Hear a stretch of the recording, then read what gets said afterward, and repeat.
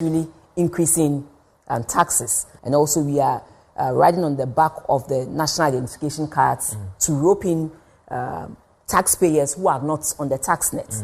That alone is also widening the tax net without necessarily increasing taxes. And also, one other thing that we are doing is to encouraging people, using compliance measures to encourage people to come up and pay their taxes.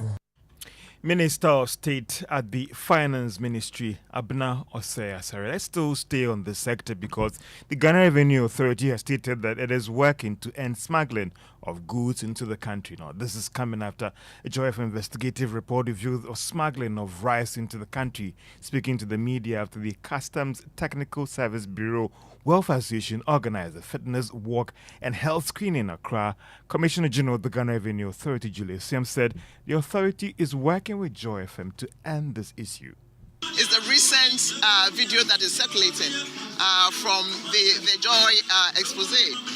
We've issued a press statement that an immediate investigation has been launched and we'll get to the bottom of it. But I always say that we also have to be mindful that at the port and even across the borders, we have other stakeholders. So we shouldn't always jump to conclusion that before we investigate, that everything is attributed to our customs men and women who mobilize revenue. So, but we'll look into it and we'll do the investigation. And if there are any premises for that, by all means, there are consequences that will follow. Commissioner General of the Ghana Revenue Authority, Julie Isiam. Now, more oil marketing firms are reducing prices of petroleum products at the pumps. The latest is market leader Go, which is selling a litre of petrol at 14 Ghana cedis, 42 pesos, and diesel is going for 14 Ghana cedis, 99 pesos. The development should mean that petrol has gone down by more than 4%, whilst in value terms it has been reduced by 68 pesos. Diesel, on the other hand, has been reduced by just under 1%.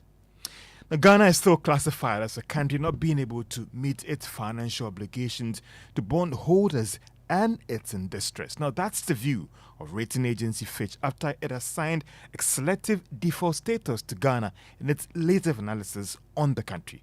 More in this report. Fitch in the report maintained that as long as Ghana has not moved to settle coupon payments due Eurobond holders in February this year, it does not think that it has to review its old classification of Ghana. It is therefore still waiting for government to finalize the deal with external creditors and make the necessary payments. The ratings agency was projecting that Ghana could have the agreement with Eurobond holders signed in September this year. However, when it comes to the commercial bilateral creditors, it is hoping that things could be done before the end of this year. Fitch also believes that closing the page on these debt restructuring will go a long way to help restore confidence in the economy and the resumption of private capital inflow. And that is a Business Desk report. Now, Director of Research at the Institute of Economic Affairs, Dr. John Kwache, is calling for stringent policies for exports and imports into the country. This is said will ensure stability in the Ghana's exchange rate regime. He was speaking at the National Review and Feedback on Ghana's IMF-supported program forum organized by the Economic Governance Forum.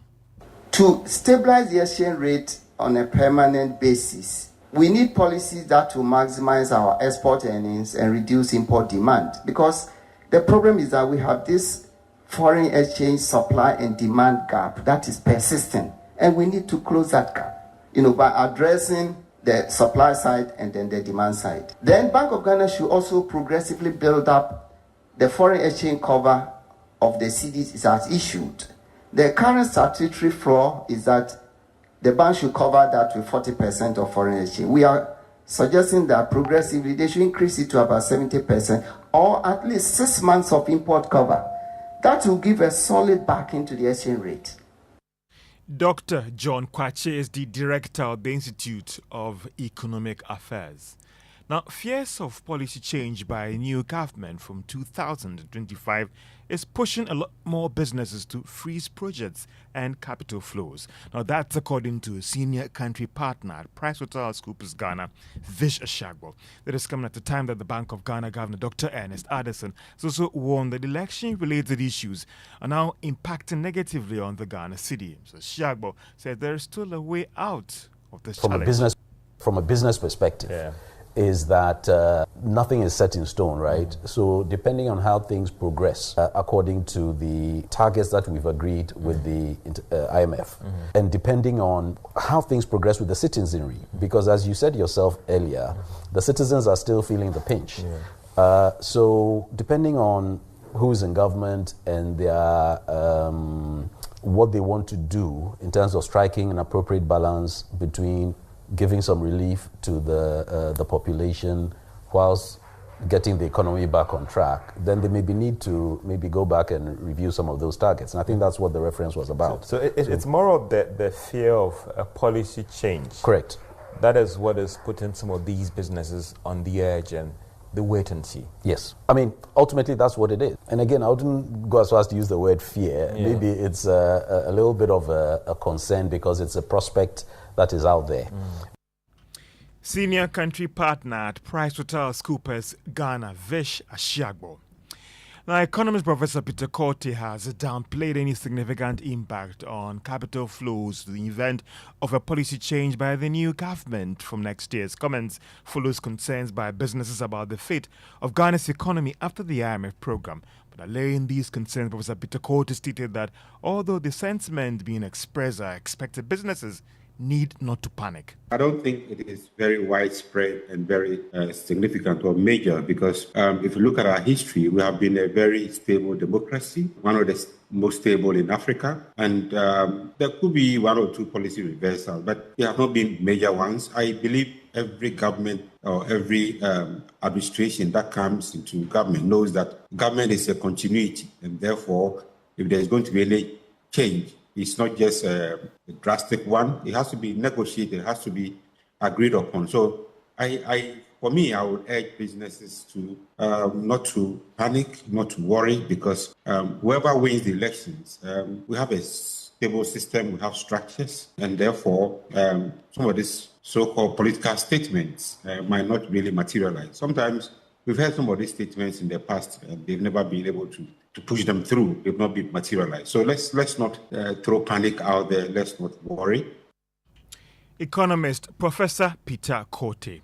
Now, head of foreign direct investment at the Bank of Ghana, Alex Kumsin, is cautioning savings and loans institutions against granting higher loan facilities to corporate firms with discounted conditions. According to him, this activity is leading to many institutions to solvency and liquidity challenges. Speaking at the branch launch of savings and loans company Affinity, he warned institutions against shifting from their core mandate.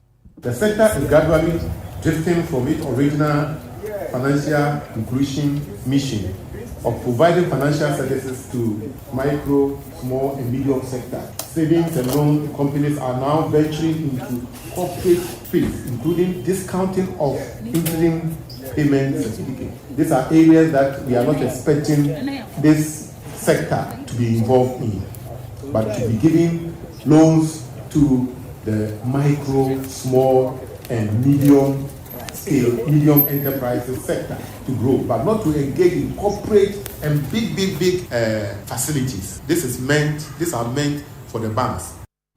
Head of foreign direct investments at the Bank of Ghana, Alex Kumsin.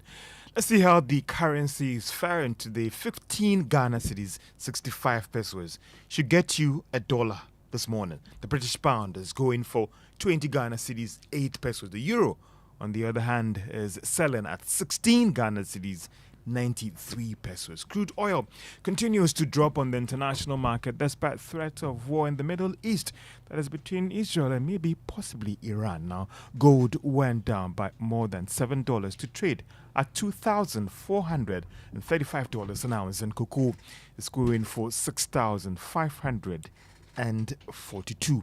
And that's all for the business edition on the morning show, The Joy business report. And Afesha Yankasa Yerba, don't worry, Gojo, no shaking eye. You know, that's what I want to hear. You can say Gashipo Gamano, you say Gashipo,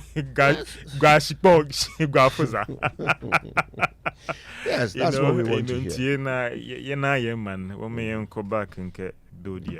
Precisely. Well, we look forward to that.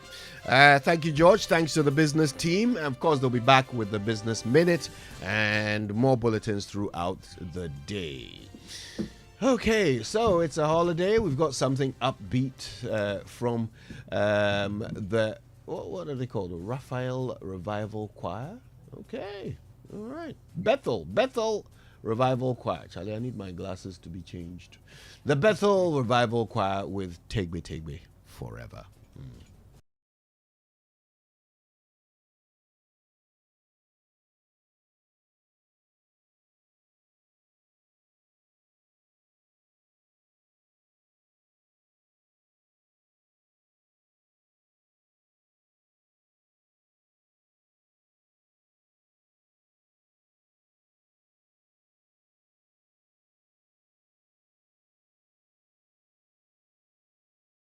If Baumia becomes president and he becomes a driver, Napo becomes a mate. He can't be talking anyhow to a driver. I can tell you that Otunfo spoke in Proverbs to a wise child.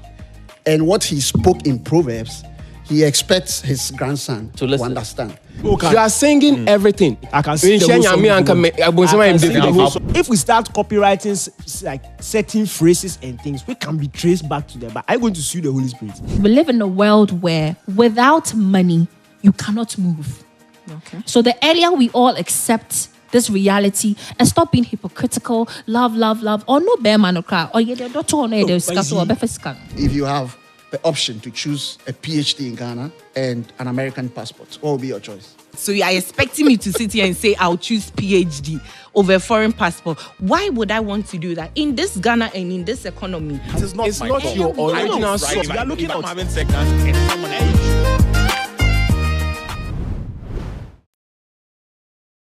Exciting times indeed. No need to stress about always using your laptops or desktops to get news on your favorite news portal, myjoyonline.com.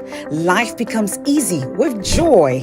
We've got you covered. Simply go to your app store on your mobile phone and download our new My Joy Online app, conveniently designed to enhance your reading experience. Watch and listen to your favorite MGO shows and stay updated with our political, entertainment, sports, business, lifestyle, and research stories. Joy News, independent, fearless, and credible. Exciting.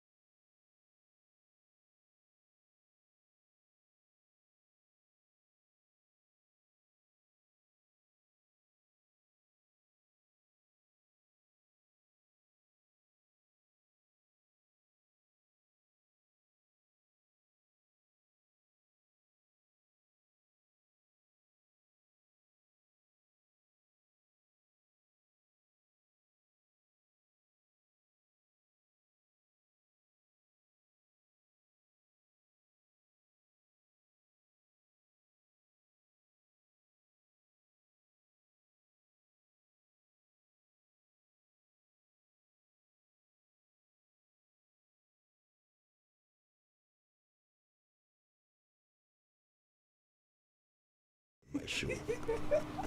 Oh, thank you for staying awake for me, okay? Nana Safohin. That's right. Kojo Yangse.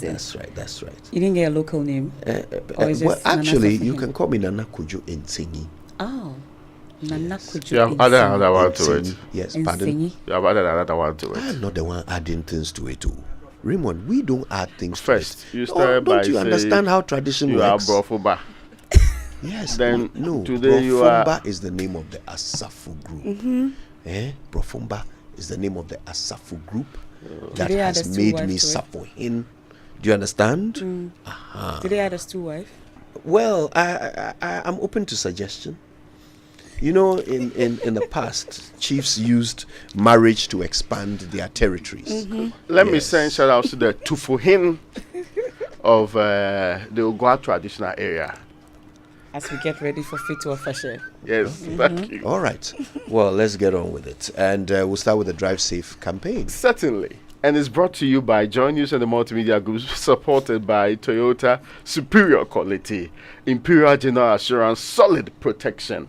Yesterday, if you watched, I know you were still regaling yourself with the outdooring. But I still watched MFA. I never missed MFA. Oh, okay. Then we are on the same page. Great. Yes.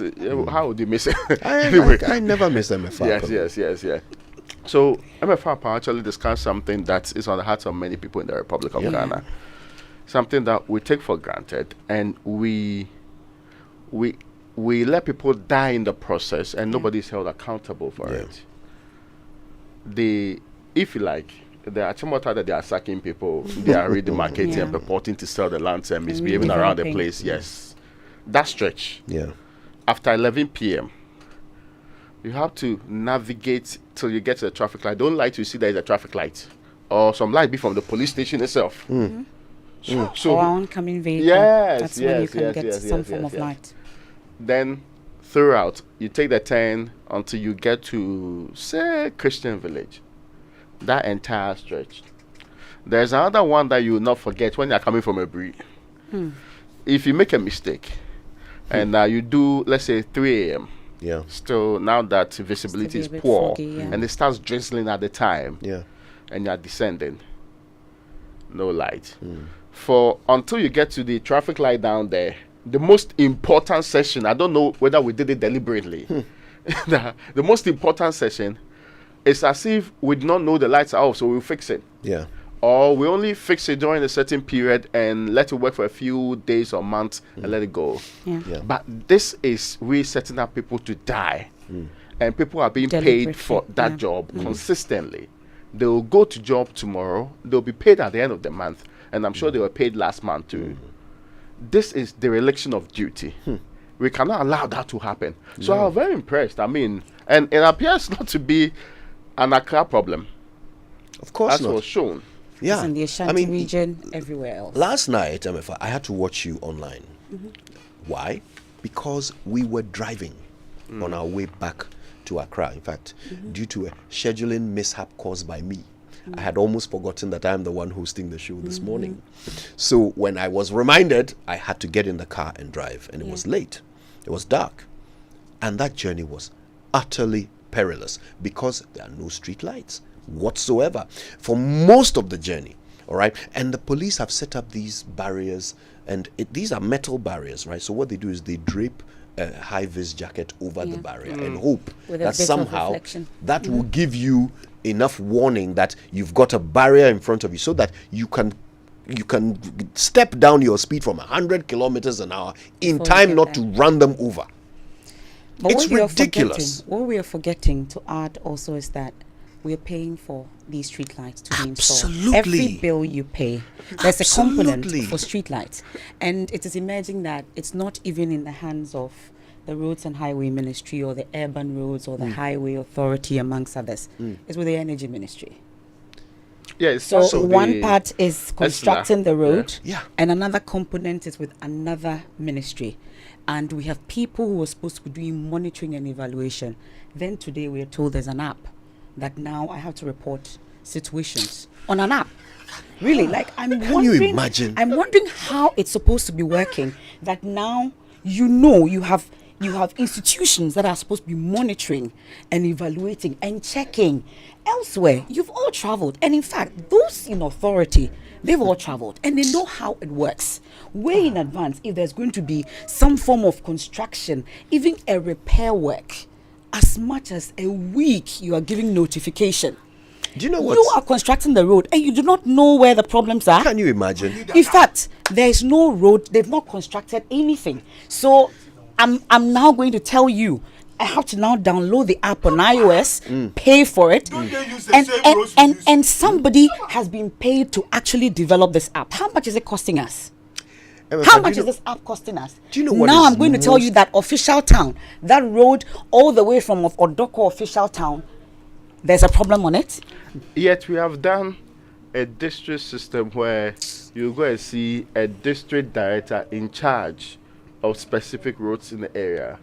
The idea is that that guy wakes up in the morning. That's his work. His job with his officers is to make sure that all of these things are functioning. The same with other amenities and utilities. The thinking is that because you have devolved power down there, they are not necessarily supposed to fix it. They would know the problem. But this is where we are creating the impression that, yeah, they maybe be asleep or we've gone for funerals for years. So there's no way they will see the problem.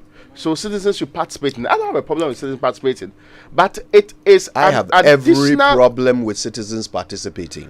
Citizens have already paid tax. Citizens have already. Yes, we have already paid for those street lights. We have already paid for the maintenance of our roads. We have already paid for these things, and you are telling us that in addition to that, you have now taken that money, given it to some private person to create an app, and we must now spend our time on top of the taxes we've paid, spend our time informing you of which roads are bad, which roads don't have street lights. We must now come and inform you. Come on. So what are you doing? And it's like, what are you there for? No, it's utterly insulting to be told that there's an app. It's an insult to us to be told there's an app. What are you using the money for? What is more important than saving lives that you are doing with the money? For which reason we must now come on. And you know, you can't even cite as an excuse that, oh no, there was poor visibility, so that's why I was involved in the accident. So they set you up to fail, and yet you are not in control of the circumstances that leads to you being failed. You go and knock somebody down and see if you won't be jailed. And you can't give that. Come and tell them there were no street lights. You leave home every day hoping that you come back safe. Yeah. Because nothing works. The road right in front of Parliament House, the people that were asking for sirens to drive on this particularly bad road, that road right in front of Parliament, through to the National Cathedral, right opposite the Accra Conference Center, Saturday night, the entire team, we drove around town. And are you telling me that these MPs, they close late, they cannot see that there's no street light in front of their road, the road that they were hoping to use sirens to drive on? So we need an app. The road right in front of... So that the MPs will report to the minister, they see the same parliament. Right in front of the private residence of the President Akufo-Addo, at Nima, right here. Yeah. There's no street light. But his house is well lit. Yeah, of But course. his neighbors and those who would use that road, there's no street light right in front of it. All the way to the Jubilee House, there are only 3 street lights that are working right at the entrance. The entire wall, all the way to Afrikiko, opposite the Revolutionary Square, Christ the King Parish, that road, no street lights. We took a drive around town, so I could walk you through all these street lights that are not working. The traffic light, the one right here at Sadisco, it's like a blessing. If you get a street light, you will not get traffic light. If you get traffic light and street light, you will not get road markings. We can only afford one or the other. At least if you will not give me the street light, or if you not give me the road marking, give me lights so that I can see. Me, I'm wearing spectacles. It's difficult sometimes to drive at night, especially when someone throws the lights on your face. But if your answer is wearing spectacles, at least if some of the road markings, they don't even have reflections on it. It's just some white paint that people have put on the road. But it's supposed to have some form of specifications. You don't need to be an engineer to know this. Meanwhile, when you construct these roads, you will be paid, even when you hand them over incomplete. Who is checking before paying? Oh, nobody. That's the fact. Or if somebody is checking, they are checking to make sure they can pay. They can pay you for the uncompleted job. And it's an election year. And get all a kickback. These roads will be fixed now, as if we are stupid. Well, maybe we are, because we'll still go and vote. We are not angry enough as a people, and that's what worries me. Well, MFI, it's great to have you on the show today. I'm really enjoying your presence here. And I have no doubt that those who have had the opportunity to stay at home and take a day off and are listening to us can absolutely relate to what they're hearing. This is madness. All right, well, let's bring some sanity back. Let's do Say It Right, brought to you by Kingdom Books. At Kingdom, quality and affordability are their hallmarks. And Societe Generale Bank Ghana, the future is you. Something must be done. You say either, I say either. How do you usually spend your holidays? I don't know about you, but most of the time, I spend them with family. Now, I'm sure you noticed I said most of the time, but I'm sure you've also heard people say most at times. That is not right.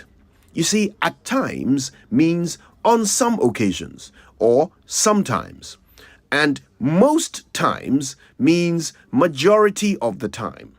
They are two different measures of occurrence. When you combine them and say most at times, the expression loses its meaning. If you want to say on majority of occasions, say most times or most of the time. If you want to say on some occasions, say at times or sometimes. Never say most at times. This is not how to say it right.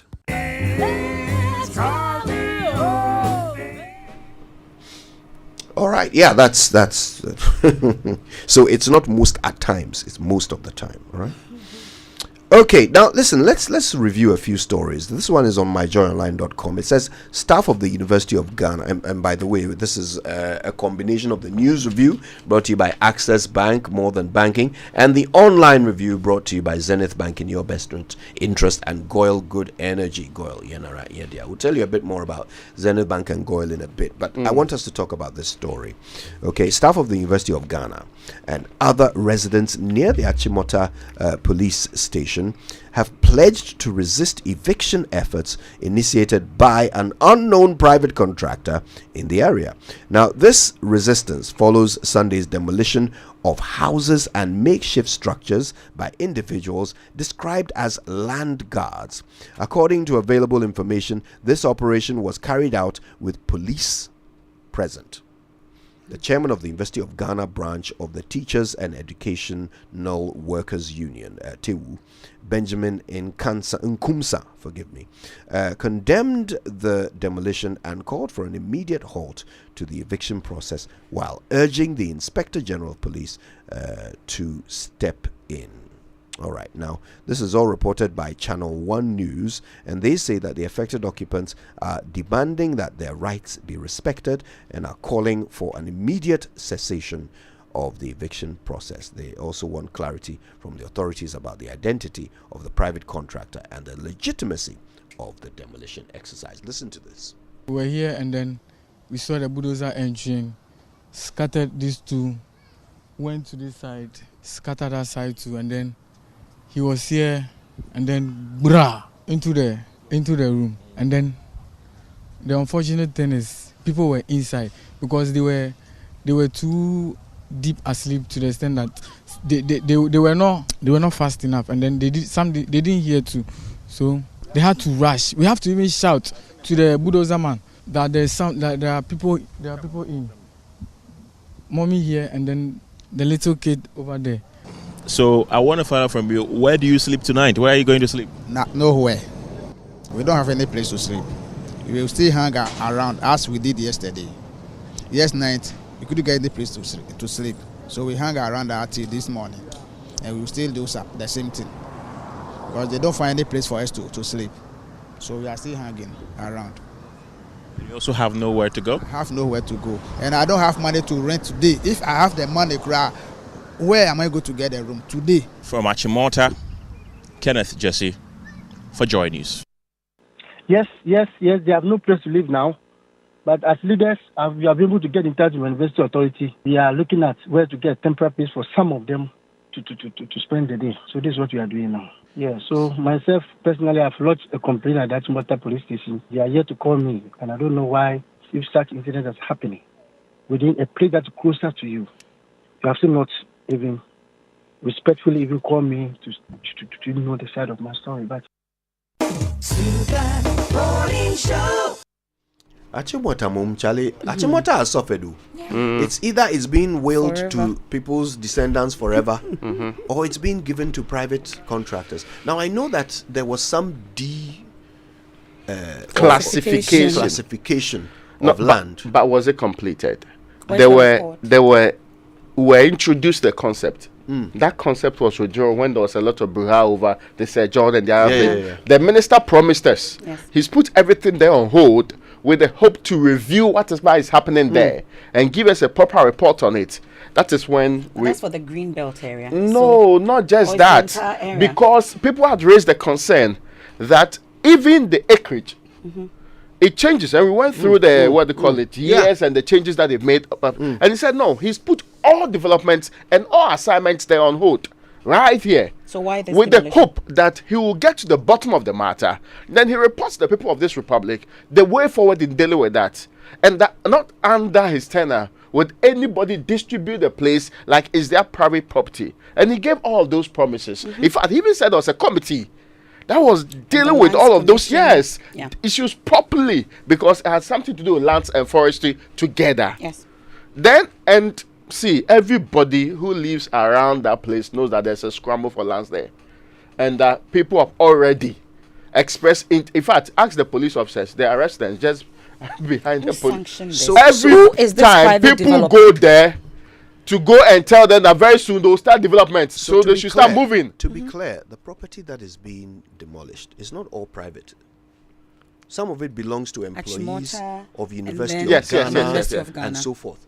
So you have to think about what exactly were these police officers told in order for a private person to say, I am on my way to demolish government property, come and enforce it. And they were like, yes sir. Oh, but that's what they are used for now. I mean, that's the point. That's what they're used for now. That's what I'm highlighting. I can give several examples. Some in cantonments, others are rich, where once it's a big man, you go and you see either they say they are police or they have the title national security, and it's in big quotes because these are mere langards that everybody knows everywhere. Precisely. And they appear as national security officials. Since when did it become a national security matter to go and demolish, government accommodation? And it appears there was no eviction notice, at least from the interaction between my colleague Kenneth JC and those whose buildings were demolished. Can you imagine? It doesn't look like they were sleeping.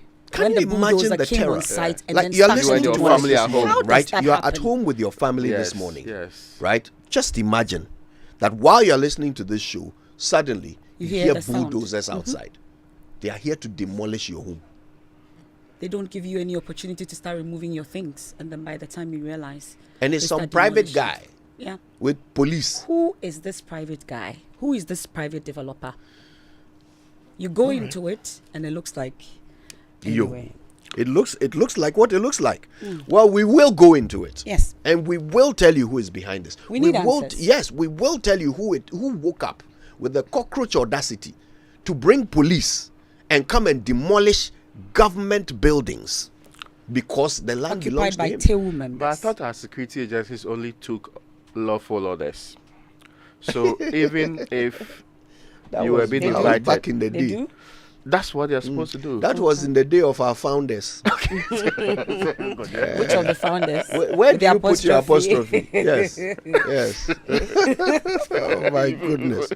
You know what? We've got a lot to talk about this one. That's just one of the stories that really befuddles me. But the other one is also the response of the CPP to the president's placement of his apostrophe. Right? The president says he completely rejects the concept that this country was founded by one man. And CPP says, look, the world knows that Nkrumah founded Ghana. We don't even know who founded us. Is it any wonder that we have no clue where we are going as a nation? We all know that President Akufo-Addo, even before he became president, had a personal agenda to recenter history and bring into prominence his family members. That's without doubt. So, and it's consistently being repeated.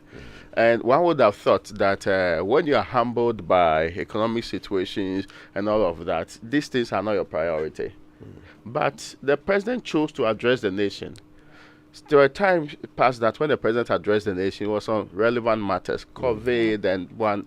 I mean, I found this completely unnecessary, especially find the times that. I was actually looking forward to this particular address, especially because it would have been his last. At least it will be his last address to the nation, at least on Founders Day. Yes. And it turned out I was listening and I was wondering if, but it appears I'm worried though for Dr. Mahmoud Bawumia. At least because Bawumia did not address that. No, he did not. But you see, it does appear that everything that has been said, at least by those who are wrapping up, to leave, it doesn't look like they are helping anyone's cause. It appears that I'm done. Whatever happens, happens. I don't care. And I don't know if the NPP is working as a team or everybody is now working for themselves. Because if you make comments like this as a president and you say that you're actually giving your blessing to the candidate, your candidate, I wonder.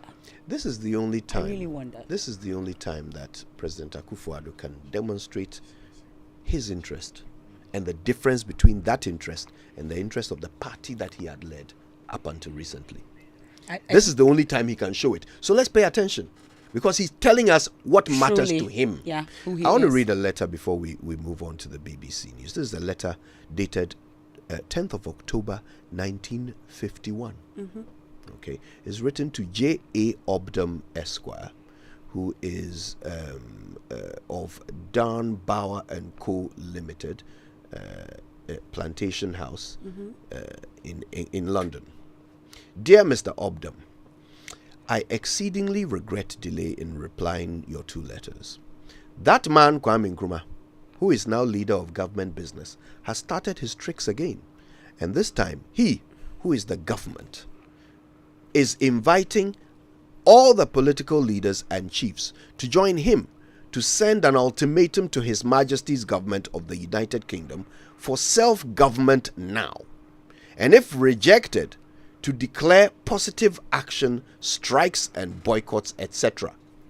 There has been hectic activity all over the place, and on Sunday we of the UGCC met at a great meeting and turned down his challenge flat as being an invitation to criminal conspiracy against law and order.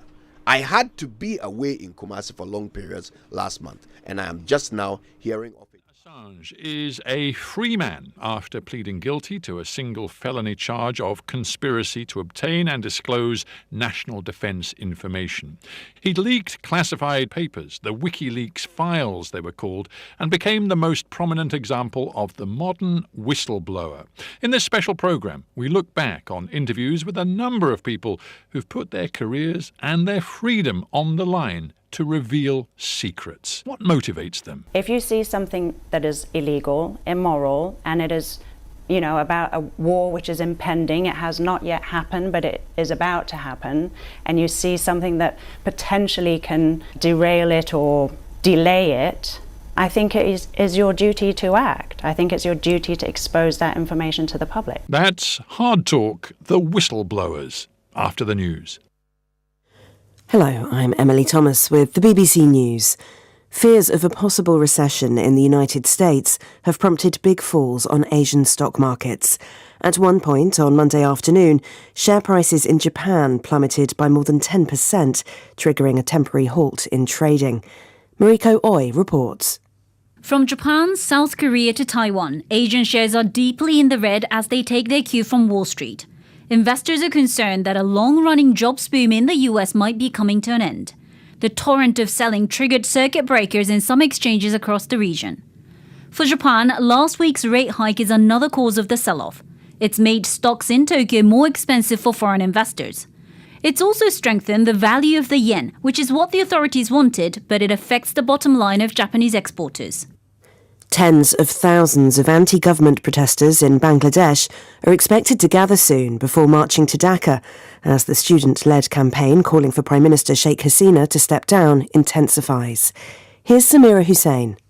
What the government is saying that now is that, look, they've started a 3-day holiday between Monday and Wednesday. So courts are closed, businesses are closed, and they've also instituted a curfew. But we're already hearing initial reports on the ground that are suggesting that people are actually still gathering and are going to try and make their way into the capital city, into Dhaka. Now, we've heard from people on the ground that actually entrances into the main capital area have been blocked, but student protesters are determined to really take to the streets again and to have their voices heard. The Russian dissident Vladimir Karamurza, who was released on Thursday as part of the largest East-West prisoner exchange since the Cold War, has told the BBC he thought he would die in a Siberian jail. Mr. Karamurza is a fierce critic of President Vladimir Putin and the war in Ukraine. Britain's government is due to hold an emergency meeting today to discuss how to respond to a wave of anti-immigration violence across England and Northern Ireland. There were attacks on 2 hotels housing asylum seekers on Sunday, prompting condemnation from the Prime Minister Keir Starmer. Aruna Iyengar reports. Crowds cheered as a fire burned outside the Holiday Inn at Tamworth in Staffordshire. Those involved said they were angry at the idea of asylum seekers being housed in taxpayer-funded hotel rooms.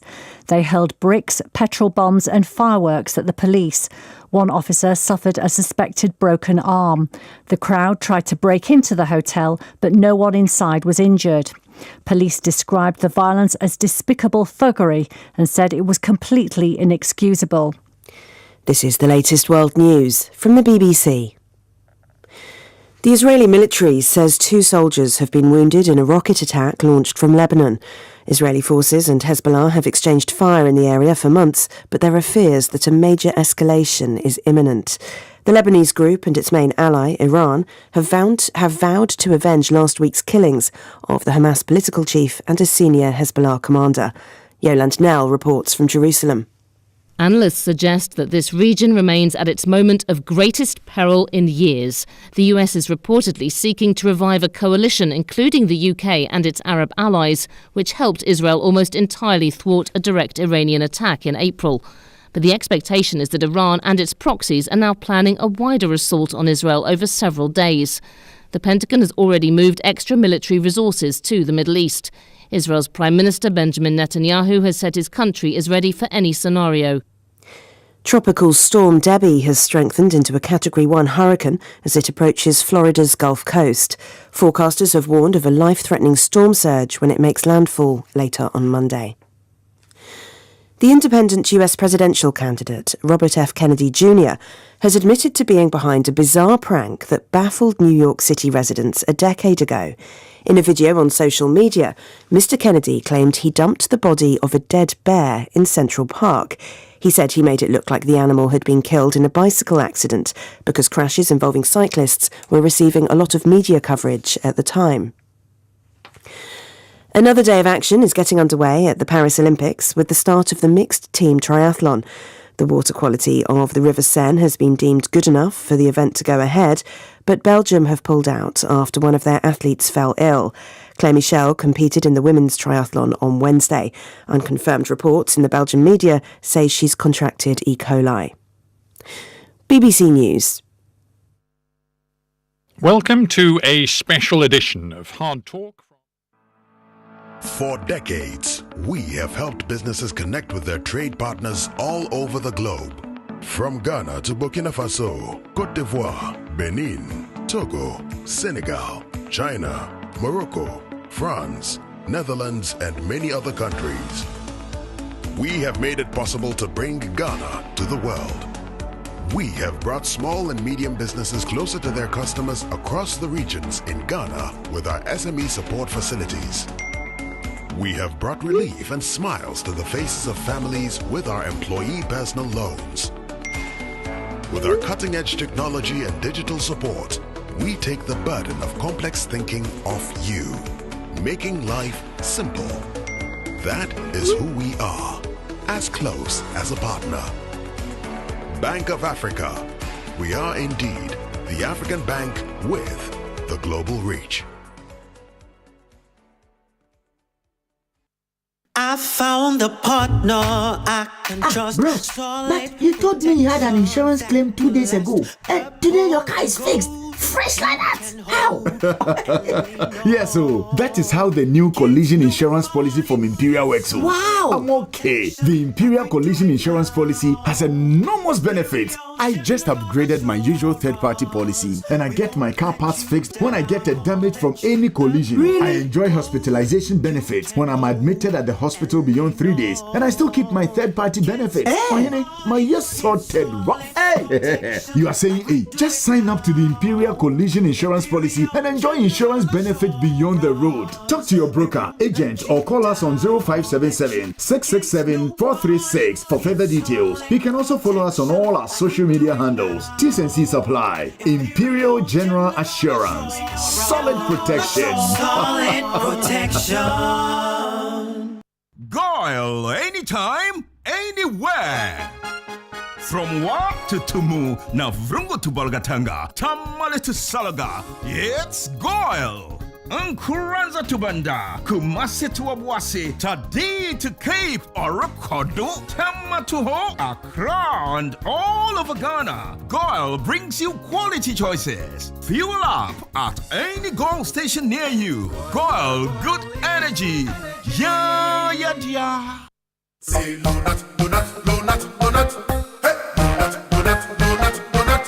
Donut, donut. Then come cotton. Donut, donut, donut. Malaria super donut. Everybody follow not sa malaria. A 3D till donut now. Oh, to malaria chill.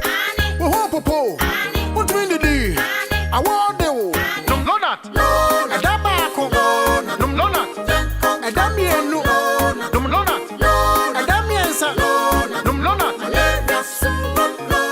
No. Lonat scatter malaria.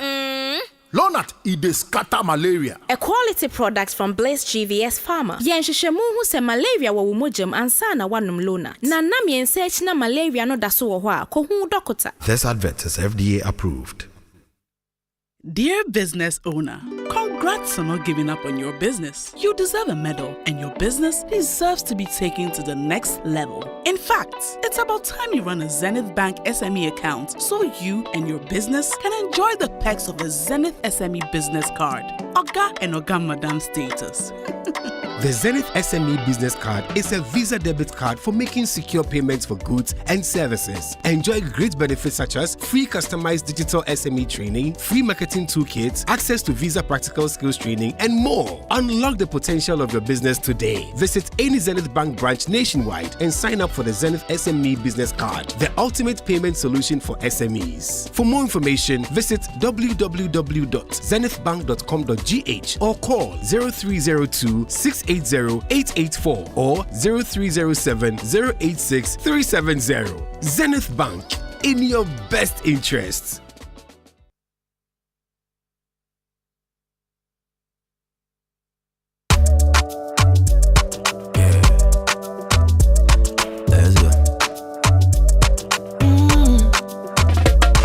My body, when you wake up in the morning and you know the money calling.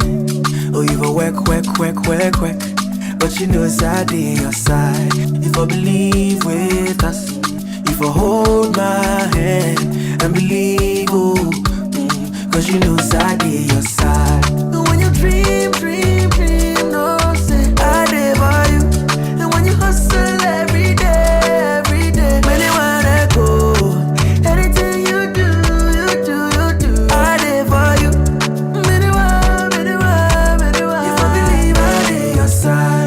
Fidelity. If I believe with us, fidelity. If I know I lay your side, fidelity.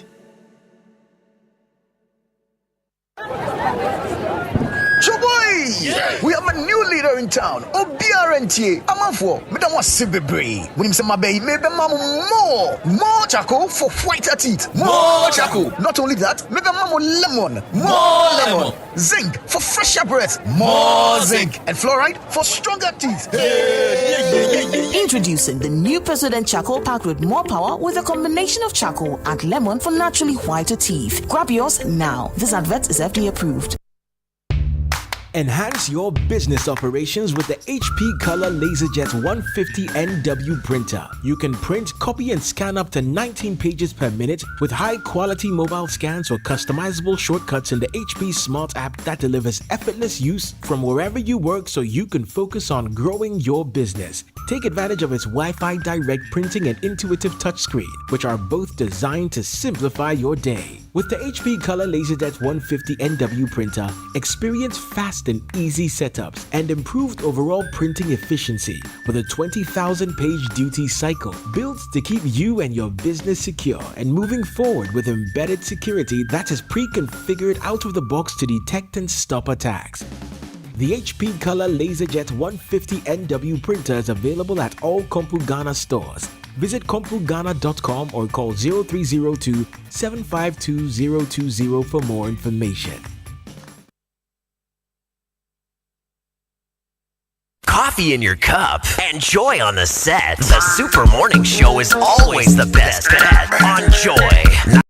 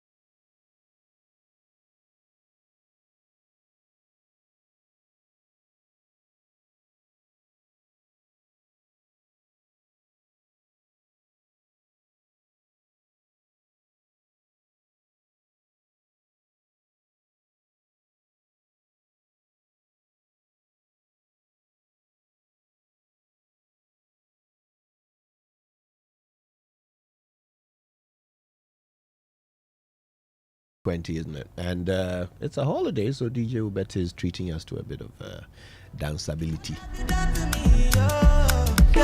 Now, I must apologize. I was reading a letter to you when the BBC, news started, and so I will bring you back that letter. There's a reason why I was reading it. But the BBC News was brought to us by Fidelity Bank, believe with us, and Old Mutual, 10 years of greatness in Ghana, here for a lifetime. So, before I read you that letter, this is what the president shared with us on Founders Day. A speech rejecting completely the notion that Ghana was founded by one man. Whilst Kwame Nkrumah's contributions to our independence are undeniable and unassailable, it is important to acknowledge for our self-respect that the struggle for our nation's freedom was a collective effort spanning several generations. The formation of the Aborigines Rights Protection Society, the British West African National Congress, jointly sponsored by Joseph K. Hayford and Thomas Hatton Mills, the United Gold Coast Convention, the work of countless unsung heroes, and the tenacious spirit of our people all played vital parts in bringing us to freedom and independence. Kwame Nkrumah, with his charismatic visionary leadership, was undoubtedly a major actor in the final lap of our journey to independence. And that is why, despite the several unfortunate things that happened after independence under his watch, Parliament in 2019 decided to memorialize his date of birth as Kwame Nkrumah Memorial Day, the only Ghanaian so far to be so honored in our history. All right, so that's what the president had to say. Now, I'm going to read a little bit of a letter, not the whole letter, a little bit of a letter, which is captured in a book called Journey to Independence and After, Volume 2, written in Volume 2, 1949 to 1951. Okay, so this captures the story of our journey to independence and after. This is Volume 2. From 1949 to 1951, and this is compiled by H.K. Achampong. Okay, so this is the letter dated 10th of October 1951, and it is addressed to J.A. Obdam Esquire of Dernbauer and Co. Limited, Plantation House in London. It says, "Dear Mr. Obdam, I exceedingly regret delay in replying to your 2 letters. That man Kwame Nkrumah, who is now leader of government business, has started his tricks again. This time, he, who is the government, is inviting all of the political leaders and chiefs to join him to send an ultimatum to His Majesty's government of the United Kingdom for, quote, self-government now. Quote ends. And if rejected, to declare positive action, strikes and boycotts, etc.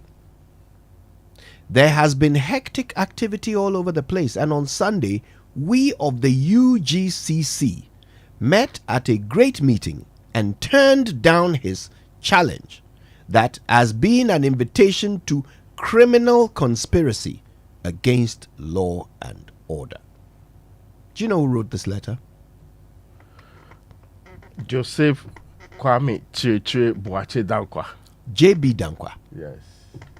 J.B. Dankwa wrote this letter to a lawyer in England about Kwame Nkrumah's efforts for independence.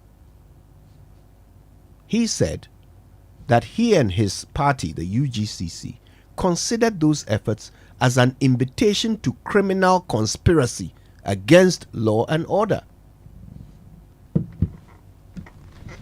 Today, we are being invited to include J.B. Dankwa in the list of founders of this nation.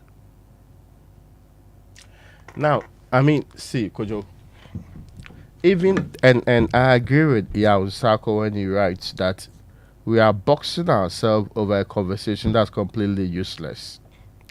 One, He was the first prime minister. He was the first president. He was the leader of government business. Of course, that we're all not seen as enough. And Mr. Sako writes, Ghanaians must create nebulous terminology, for sure. Founder, an expression with no precise qualifying criteria. So, and it's true. When you say that Kojo Hansen is the founder of a country, what did he do? Did he discover it? Did he lead the quest for independence?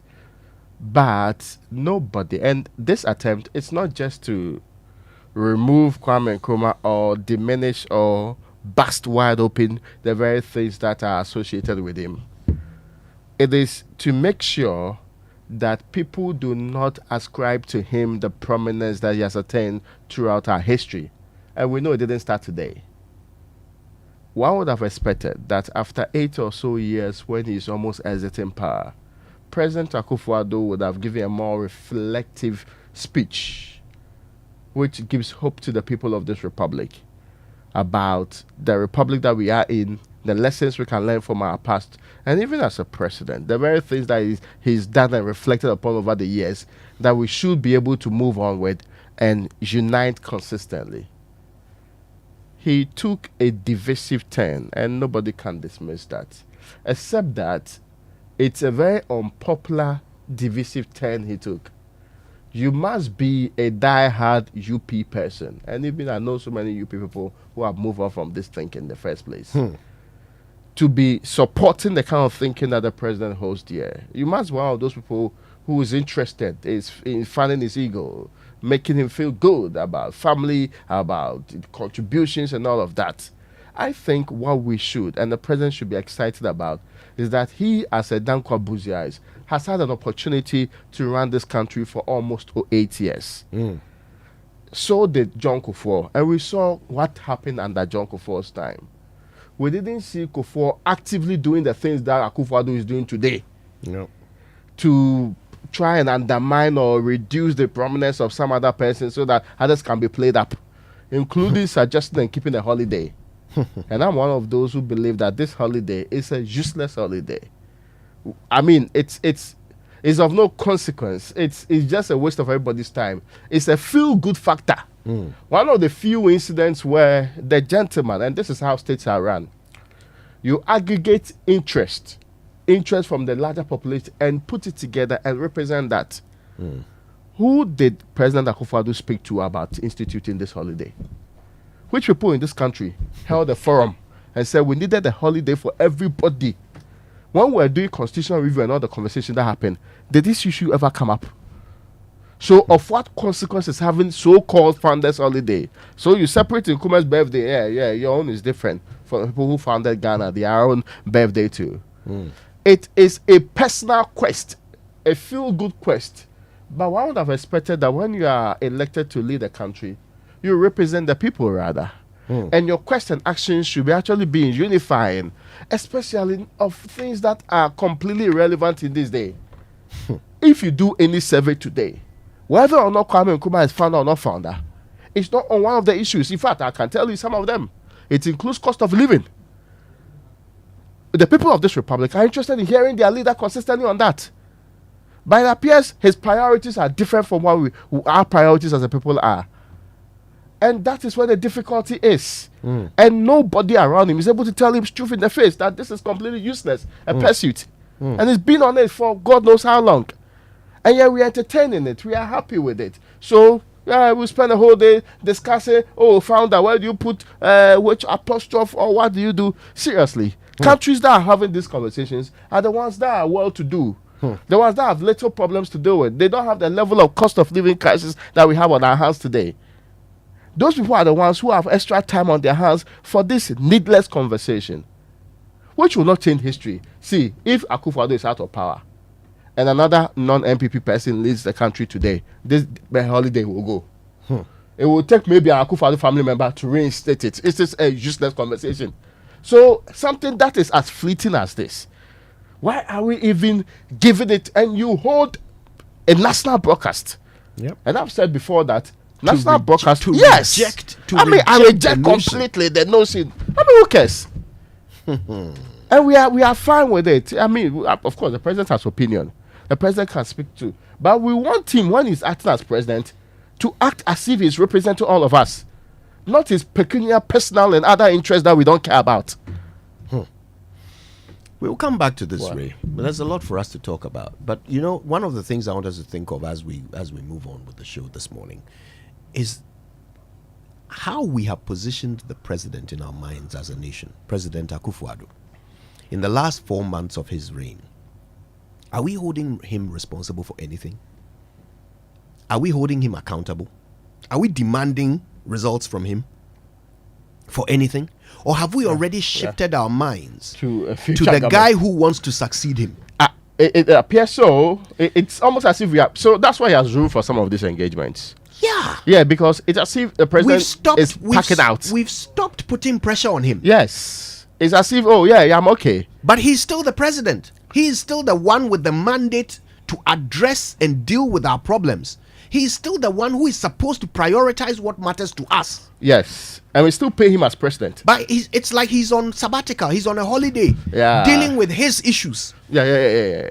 Sorting out his affairs on our time. You know the thing with when you retire, right? And you go to your father's hometown, Kojo, then you know that, my father's house requires some renovation. We need to do some foundation for him. We need to also move along those lines. Yeah. I think he feels that's where he is today. Well, then he better wake up, because he still has 4 months to deliver. Which is very important. He still has 4 months to deliver. We need to not be sidetracked by politics and start thinking about Baumia, as if Baumia is the one we elected to solve our problems. Nobody has yet elected Baumia. But we definitely elected Akufo-Addo. Yes, who has a term which is still running. All right. Just keep that in mind. We'll be talking about what nation we want for ourselves. And it's a very important conversation with some very important voices. Stay tuned. More of that coming. Wake up to joy, joy, joy. Sunshine and joy in the morning time. Yeah. Wake up to the super morning show.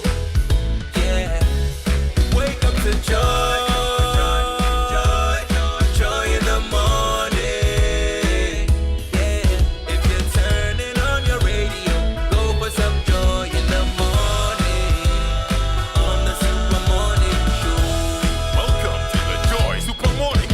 All right, now keep going with good energy and enjoy quality choices all over Ghana. Whether you're in Accra or Kumasi, Bolgatanga or Cape Coast or any other place in between, fuel up with the best at any of Goil's stations near you. Keep your engines running with good energy only from Goil. Goil, good energy. Goil, yeah, dear. Now, your Zenith Visa card keeps giving. Fly Qatar Airways and get up to 12% off your ticket when you use your Zenith Visa card. Simply pay for your Qatar Airways ticket using your Zenith Visa card and travel at a discounted price. Enjoy great savings with your Zenith Visa card. Offer lasts till November 30, 2024. Visit zenithbank.com.gh for terms and conditions and the link to register to enjoy this exciting offer. Zenith Bank, in your best interest. All right, let me tell you about the brand new models from Toyota Ghana. First, there's the Toyota Vitz, stylish, fuel efficient. It's got a passenger, it's got a compact design suitable for urban travel, and of course, great safety features including a wireless door lock, ultra-modern anti-theft system, and an ISOFIX child-resistant system. Then there's the Toyota Urban Cruiser C-segment crossover SUV with a robust design, advanced technology, so you get a 3-spoke urethane steering wheel, 4.2-inch TFT, touchscreen audio display, USB, Apple CarPlay, and Android audio connectivity. Also, there's the brand new luxurious Toyota Land Cruiser 250 Prado. Everybody's salivating over that one. Cutting-edge features like jam-protected power windows, an audio telephone, and voice recognition steering switch, a UV-cut sun and moon roof, an ultra-modern immobilizer, unmatched off-road capabilities, and a strong presence inviting you to embrace adventure and luxury like never before. These 3 new ambitious additions to the Toyota range. What we are going to be navigating the city, embarking on adventures, and asserting luxury in. Toyota Ghana has a vehicle to meet your needs. Visit Toyota Ghana's branches in Accra, Tema, Kumasi, Takrady, Takwa, and Tamale, or just call 0302 910 204 for this unique Toyota experience. Toyota, superior quality. Now, do you have a game-changing, innovative business idea or project that can impact society? This is your moment. Total Energies presents the 4th edition of the Start-Upper of the Year Challenge. This year, we are looking for the 3 winners. The best entrepreneur, also known as the Innovap winner. The best project or innovative business idea, exemplify recycling and minimizing waste. That's a Cycle Up winner. And the best project promoting or relating to sustainable and affordable energies. That's the Power Up winner. And that's not all. 4 additional projects in the Power Up category will be selected by the international jury. Don't wait any longer. Apply now at startup.totalenergies.com for your chance to win financial support, professional mentorship, and a spotlight for your project. Terms and conditions apply. Hashtag Total Energies. Hashtag Start-Upper Challenge.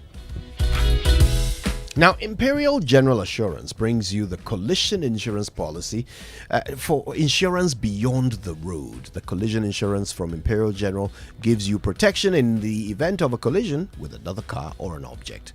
So they will repair your damaged car parts resulting from the collision. You get hospitalization benefits if you're admitted beyond 3 days. And of course, you need not be involved in an accident to benefit. All third-party benefits are also available. So whether you're a taxi driver, trotro driver, or a private car owner, collision insurance is for you. Sign up for the collision insurance motor policy from Imperial, and of course, you can call them on 0577 667 436, or you can talk to your broker or any of their agents across the country for further details, or just follow them on all their social media handles. Terms and conditions apply. Collision insurance, insurance beyond the road. Imperial General Assurance, solid protection. Now, Pan-African Payment and Settlement System, PAPS, is now live at Fidelity Bank. Imagine sending money to your loved ones or business partners across Africa and instantly, and also in Ghana City. Don't wait for days for transactions to clear. No more expensive fees. This is just fast, secure, and affordable payments. PAPS is here, and Fidelity Bank makes sending money through PAPS very, very easy. Visit any Fidelity Bank branch and start sending money across Africa instantly, securely, and affordably to Nigeria, Gambia, Liberia, Guinea, and Sierra Leone. Fidelity Bank. Believe with us. All right, now if it's football you want, DSTV has got all the leagues, all the cups, all the matches live in HD. Watch Mokudus at West Ham or Mbappe at Real Madrid all day, all night, no matter what bouquet you're on. You get to watch football. Renew your subscription today. Dial *759# and follow the prompts. This season promises to be exciting. DSTV, your home of entertainment. 90 times of high electricity tariffs, build-free solar hybrid air conditioners is the air conditioner that you need to save you if you really want to save cost of electricity, right? Now, build-free solar hybrid air conditioners cools your buildings comfortably with very low energy consumption. The amazing part is that the air conditioners are built with the latest German technologies that gives you 80% more savings on electricity bills for using your traditional air conditioners. So 80% of the amount, I mean, for most people, 80% of your household difficulties are from the air conditioner that you'll be using. So even when they are put energy saving, energy, whatever on it. So get build-free solar hybrid air conditioners. It will save you a lot. It comes with a 6-year warranty and free after-sales servicing for a whole year. Please call us on this number, 053 1100 915. Listen to the number again and write it down. 053 1100 915. Bill freeze, cooling for the people at lower electricity billing. All right, now if you're wondering where to hold your strategy planning meetings, your board sessions, or your staff retreats, there's only one venue. It's Safari Valley Resort. Think of the green, serene environment, accessibility, meeting room capacity, flow and layout of space, room flexibility, quality of equipment, staff, and first-class catering services. It's got to be Safari Valley Resort, your number one choice. Call Safari Valley Resort on 0596 914 394. Safari Valley, bringing you closer to nature. Now, every time we eat, food and sugars are trapped between our teeth, leading to tooth decay, gum disease, and in some cases foul breath. Now, brushing your teeth every morning and night with President Cavity Fighter gives your teeth the protection they need, leaving you with 10 times stronger teeth. President Cavity Fighter is fortified with fluoride and microcalcium ingredients, sealing tiny and invisible holes in your teeth. This prevents cavities, keeps your teeth strong, and your mouth healthy.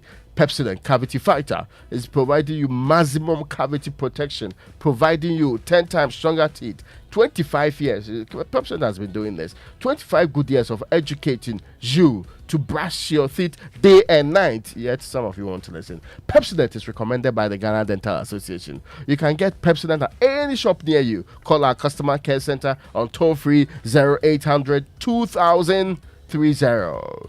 Always remember to brush your teeth in the morning and before you sleep at night. Pepsodent, every smile matters. All right, at some point today, while you're lounging at home, check out kingdomstoreonline.com for the best quality office essentials, equipment, furniture, and stationery from Kingdom Books. It's all very affordable. You can pay via Momo across all networks, and if you live in Accra or Tema, you get free delivery. Terms and conditions do apply. At Kingdom, quality and affordability are their hallmarks. So where are you headed today? Are you going shopping at the mall, buying fuel for your car? Are you enjoying your favorite meal at a restaurant, or getting home essentials at your favorite shop? Or you are shopping online? Could you also say lunging?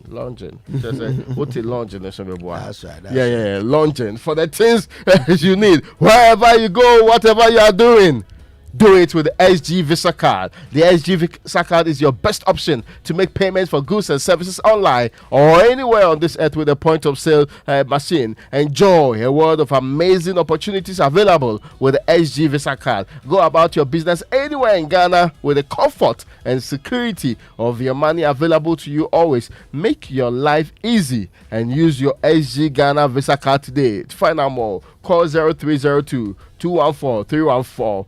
SG Ghana, the future is you. All right, and in the future, we're bringing you lots of birthday wishes and great music on this holiday, plus a very important conversation. But before that, yes, let's help you check your dream locations off your bucket list. Be it Bora Bora or somewhere in Egypt, make your travel dreams a reality with Access Bank. Our aviation and hospitality desk is designed with you in mind. Let's help you book and pay for your tickets and secure travel insurance. Whether it's a tropical escape or a visit to family, Access Bank has you covered. Avoid the hassle. Book your next flight with Emirates, South African Airways, Air Peace, or Africa World Airlines through Access Bank. Our 55 branch network gives you convenience, easy payments, and security. Also pay for your Qatar Airways flights with your Access Bank Visa cards and enjoy up to 12% off. Visit africa.visa.com to register. Now you also go to our website ghana.accessbankplc.com or call our toll-free number 0800 004400 for more information and assistance. Access Bank, more than banking. All right, then, so stay with us. There's more to come on the Super Morning Show. Birthdays, Uncle Abel White has food for thought on this holiday, and lots more, including a conversation about the Ghana you want. You will love our guests for that conversation. Stay tuned. That's all coming up right here on the Super Morning Show.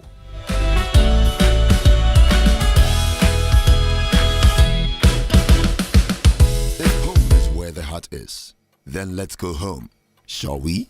Let's go where the entertainment is, where the passion is, where the laughter is, and sometimes even the tears too. Let's go where we feel safe enough to share our opinions. And send tweets. Where we do that embarrassing little dance to our favorite song.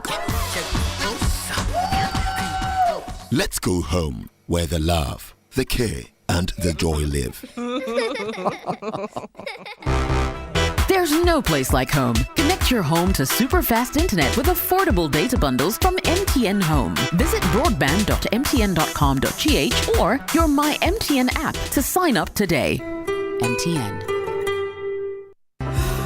Imagine a world where your home or business is powered by the sun's boundless energy. Picture your rooftop transformed into a solar sanctuary, radiating with eco-friendly vibes and city-saving brilliance. Well, dream no more. With Standard Chartered's renewable energy loans, you can turn this dream into a dazzling reality. And guess what? Our renewable energy loans come at very low rates. That's right, we are not just offering loans, we are offering the keys to your solar-powered kingdom. Say goodbye to high electricity bills and step into a new world where every watt generated is a step towards a brighter, more sustainable future. So if you're ready to take control of your energy destiny and switch to solar today, give us a shout on any of the following phone lines: 050-153-5789, 050-153-5790, 0244-674154. Let's chart a course for a brighter tomorrow and make your solar dreams shine brighter than ever before. Standard Chartered, here for good. And where do you think you're going? To train in the garden. With my broom? Mom, it's a javelin. Oh, really? And that plate? That's not a plate, it's a discus, Mom. We are training to become winners. Well, you know you need lots of energy to become winners. So you both better start your day with Twisco before you go anywhere. Besides its great chocolatey taste, Twisco is enriched with Enerford, a blend of energy-boosting vitamins and minerals for little winners. Thanks, Mom. Got to keep my little winners in shape. Twisco, power your dreams. This advert is FDA approved.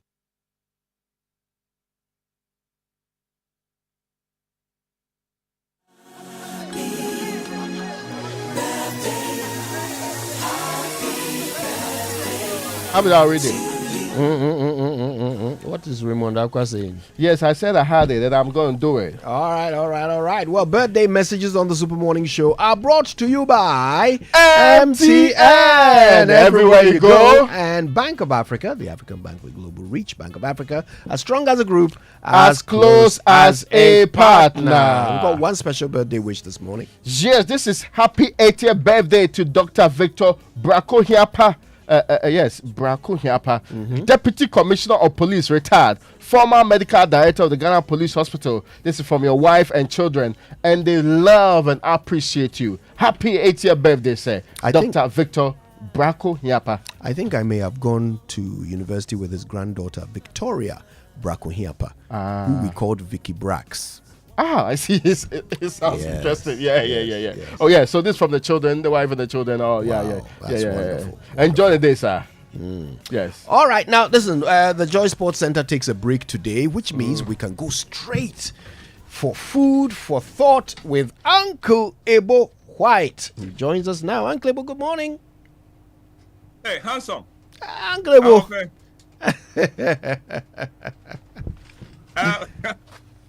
Raymond, don't go away. Oh, okay, you can see me. That's right. That's right. Don't try. Raymond, don't try to escape. Good morning, sir. Is it not interesting that Kojo knows the granddaughter and not the grandson? Oh, as for Kojoyansi and his competence. Yeah. Hey, he remembers all the female classmates. I don't even know if there's a grandson. If there was, he didn't come to UCC. So because the message I read, it was from wife and children. I didn't mention grandchild. What I mean, my dear brother, he takes particular interest. Yes. Oh, yes. Kojo, why are you running away from this? You, it's okay.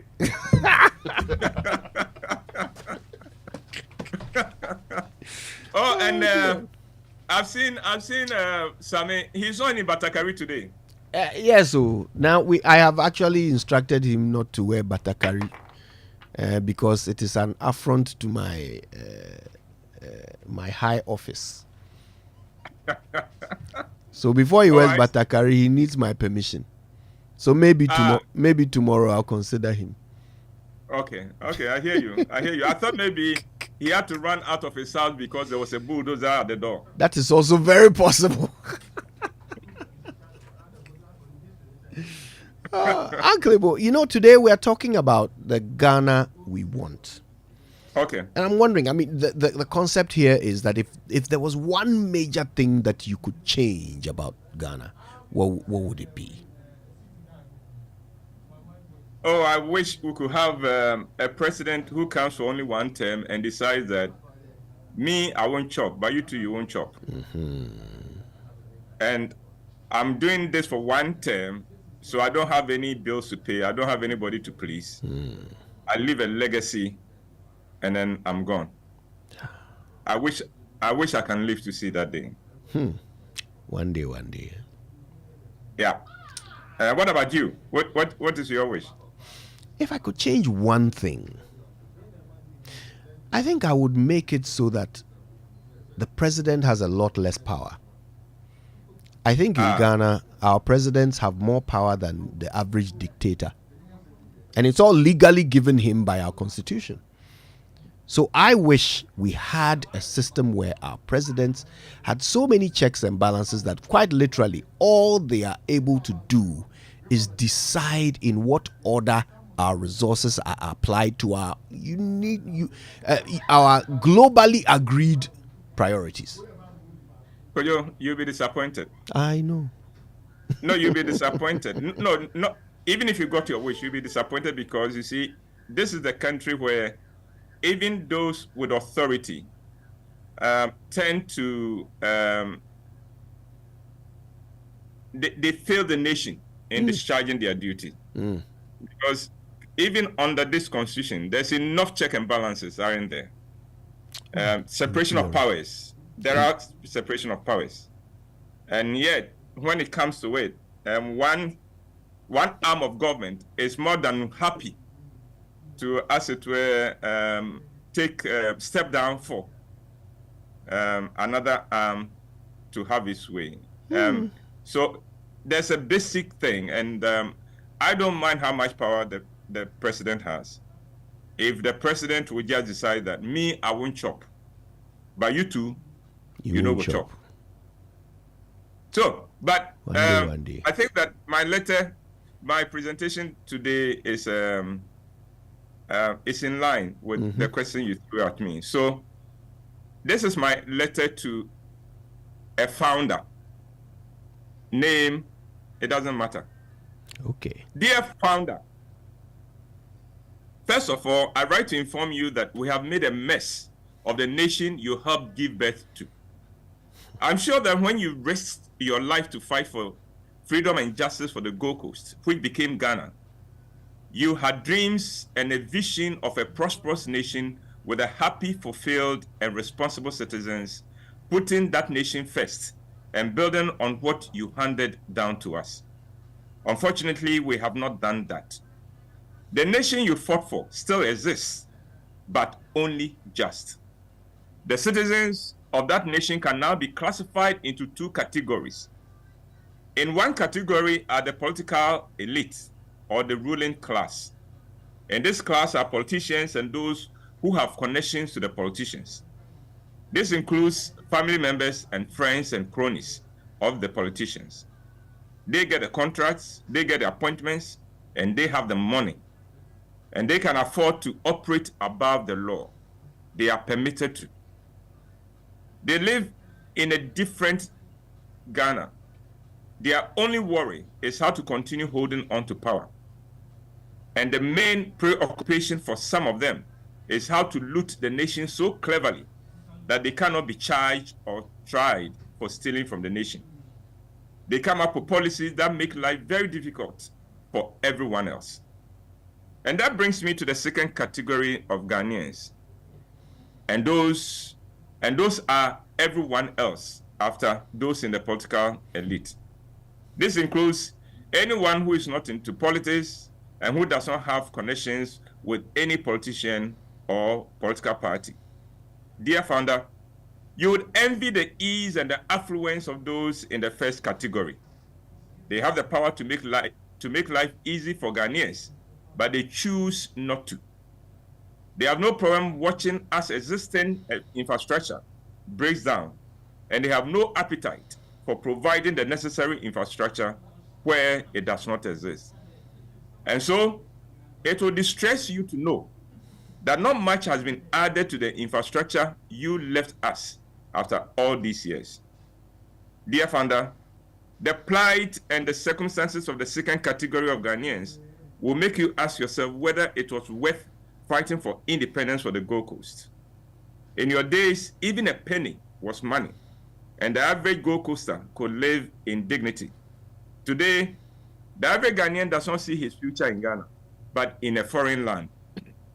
You sacrificed your life and devoted yourself to fight for freedom for the Gold Coaster, so that no Gold Coaster, now Ghanaian, will have to live with indignity.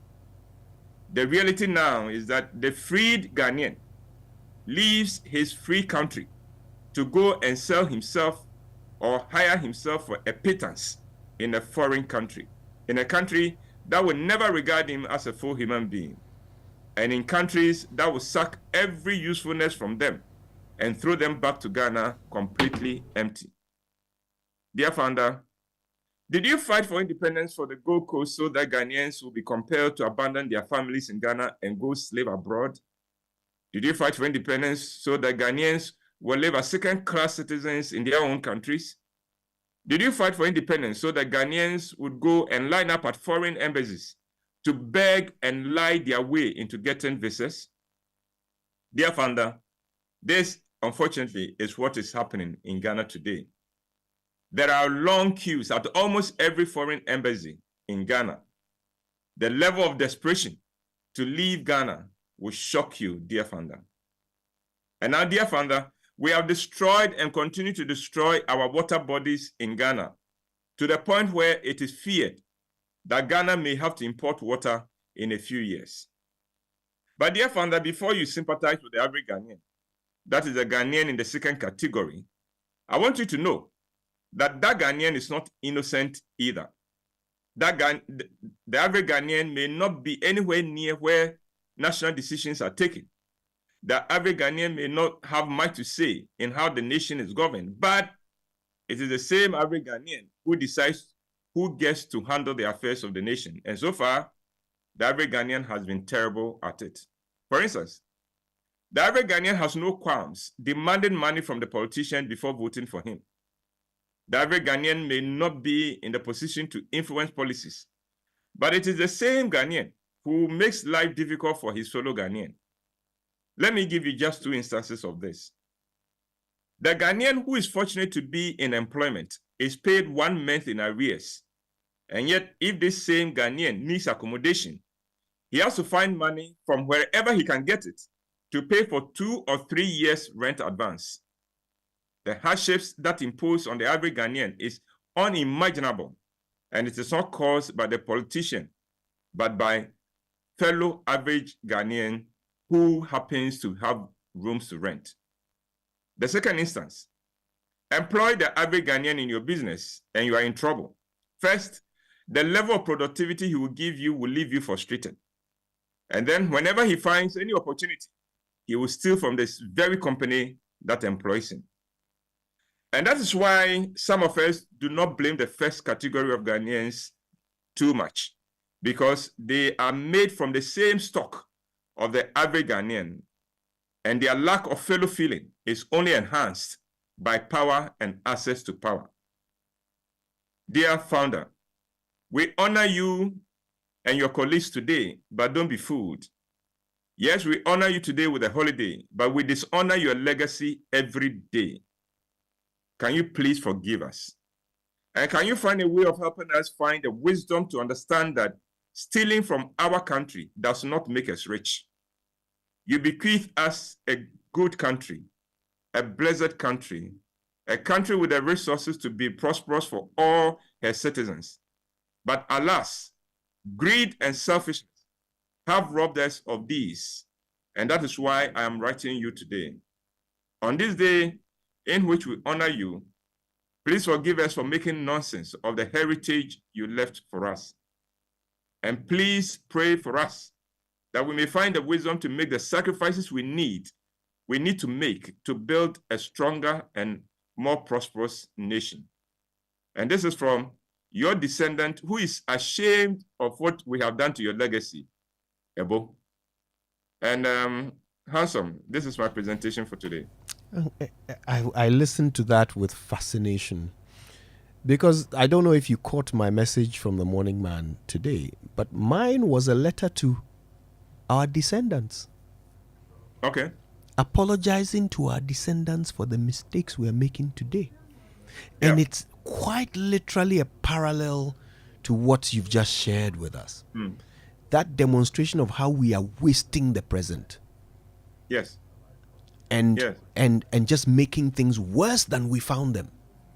Who does that? That they were bequeathed to us. Yes. Yeah, and without any thought of what kind of nation we are going to leave our children and grandchildren. Yeah, Mobo. With no thought of the kind of nation we will give. You know, those who can change this, they send their children abroad. They think that's the solution. Yeah. I wish a few decades down the line they will be alive to see that that is no solution at all. It's not an escape. It's not. No. Uncle Ibo, thank you for making us think this morning. I appreciate it, Papa. Yeah, and keep paying attention to the granddaughters. Somebody has to, Uncle Ibo. It's a public service. It's my corporate social responsibility. Food for thought. Yes, Uncle Ibo. Bye-bye. Bye-bye. Food for Thought returns with Uncle Ibo White on Thursday. Make sure you don't miss it. But we will bring you those birthday wishes in a bit. First of all, though, let's acknowledge the Joy Sports Center is taking a break today. But usually it is brought to you by MTN everywhere you go. Standard Chartered Bank, here for good.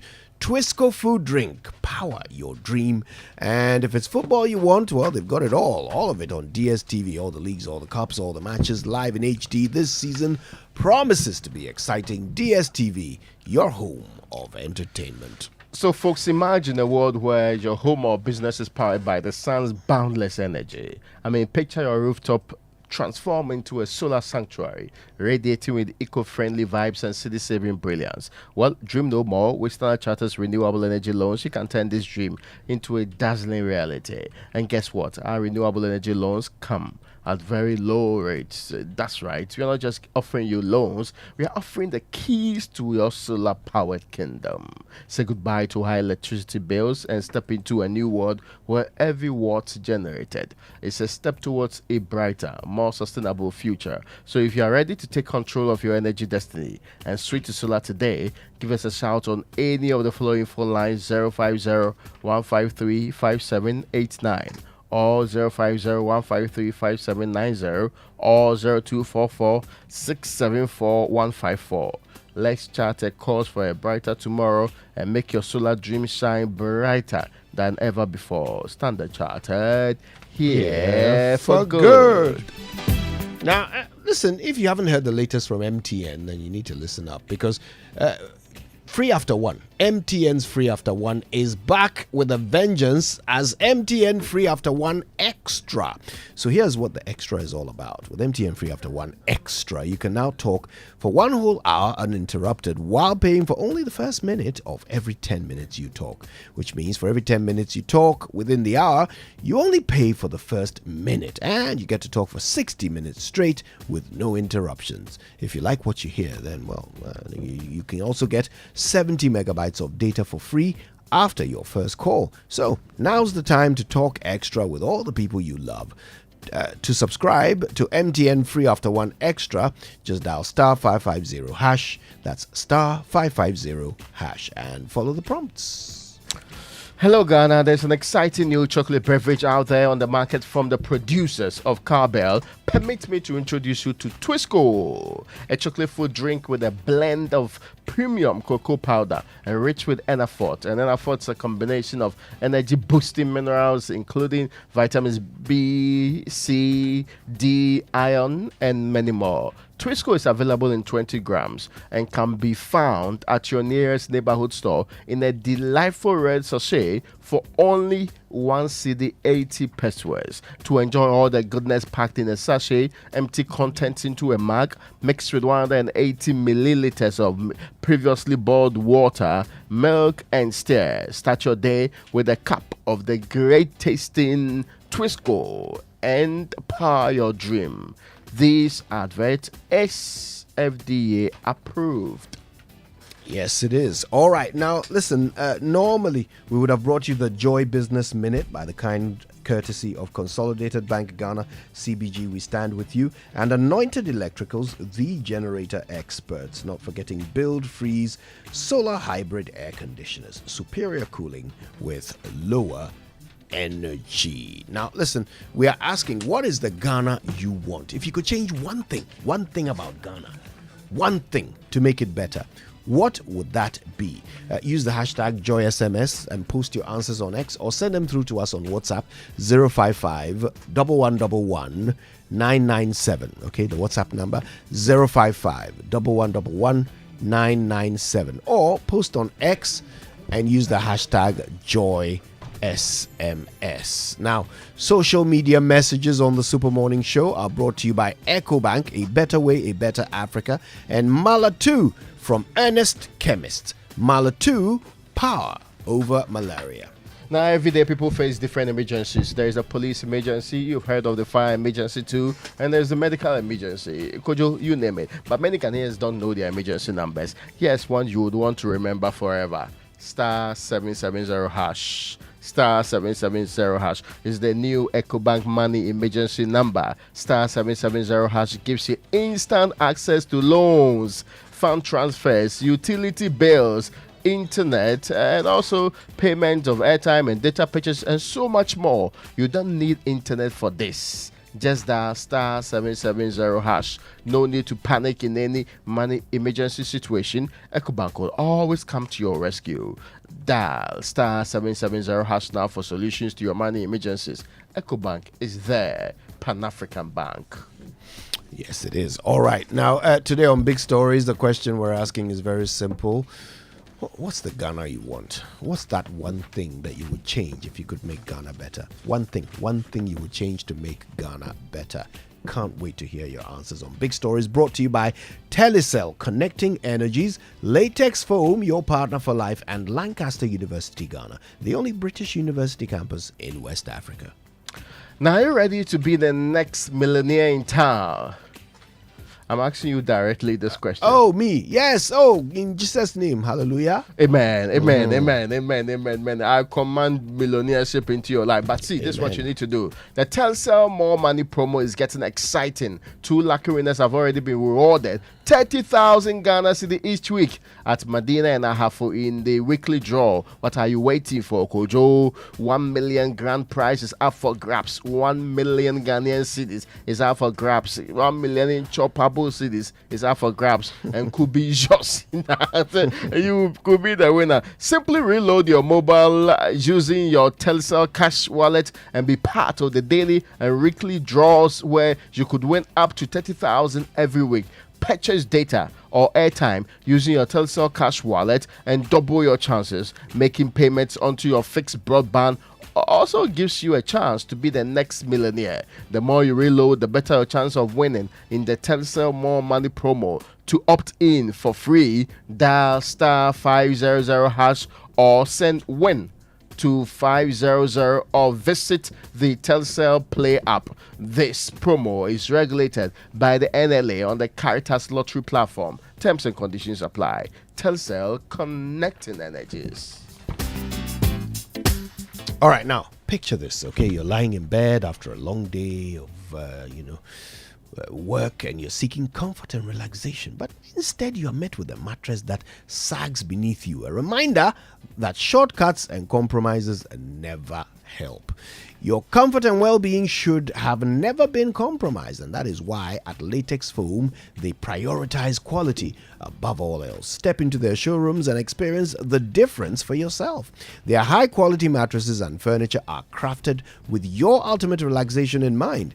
Picture waking up refreshed, rejuvenated, and ready to take on the day. That is the Latex Foam promise. Invest in your well-being. Choose Latex Foam. Otherwise, you do yourself. Latex Foam, your partner for life. Go visit them today and sleep better tonight. Call 0302 231 155 or all the way up to 162. Okay, all the numbers in between, or 0322 008499, and go visit them online. They are at latexfoamghana.com. Not long ago, you young people were doing try your luck. Which young people? You are doing try your luck.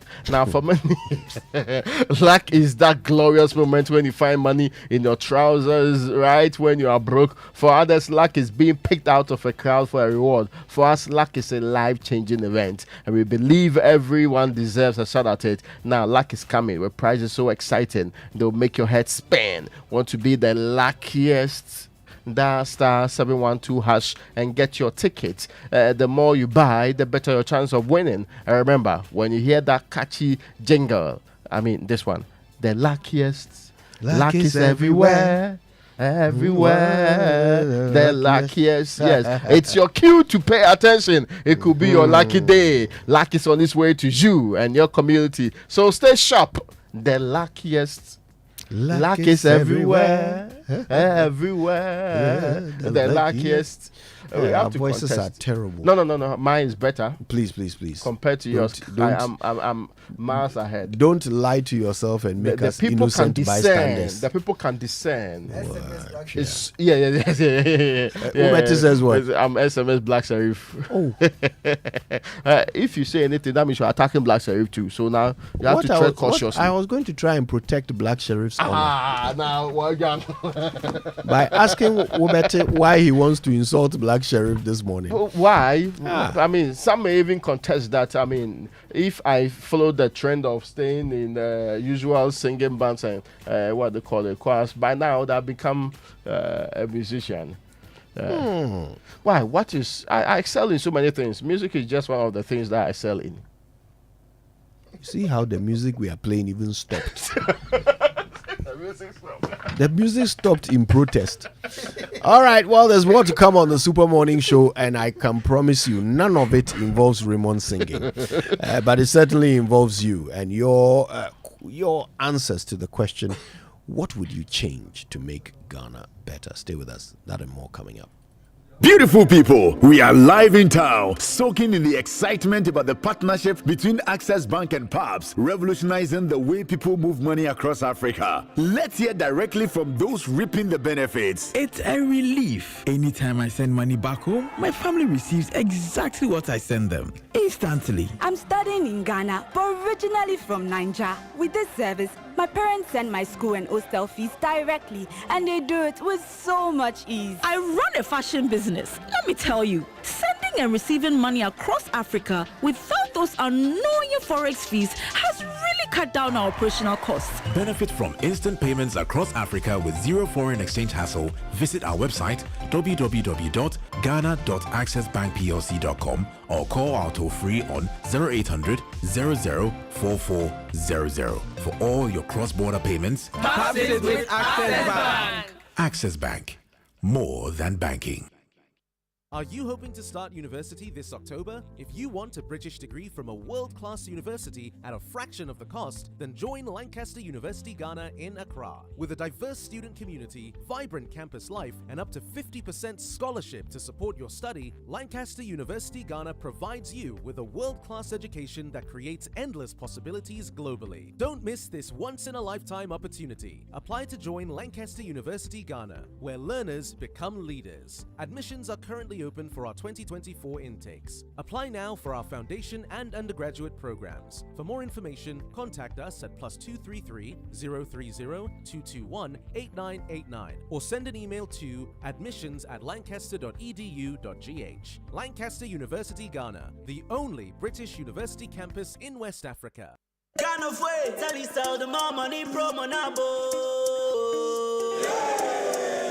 Everybody likes money, but what do we like more than money? More money! Join the Telecel More Money promo and win money, more money, and even more money. Simply opt in for free and reload your mobile and broadband and be the lucky winner of the 1 million Ghana cedis grand prize. Also win cash prizes of up to 3 million Ghana cedis in the daily and weekly draw. Opt in for free by dialing *500# or send WIN to 500, or you can opt in on the Telecel Play app. The more you reload, the higher chances of winning in the Telecel More Money promo. Keep loading, win, and be a millionaire. Telecel.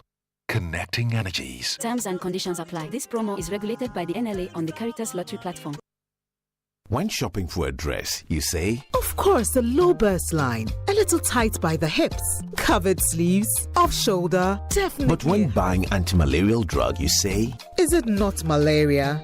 Give me whatever is available. Choose your malaria drugs the same way you choose your dress. Always ask for Coartem. It's also available in cherry-flavored dispersible tablets for children. Don't gamble with malaria. Choose right. Choose Coartem. If symptoms persist after 3 days, consult your doctor. Malaria testing should be done before treatment. This advert is FDA approved.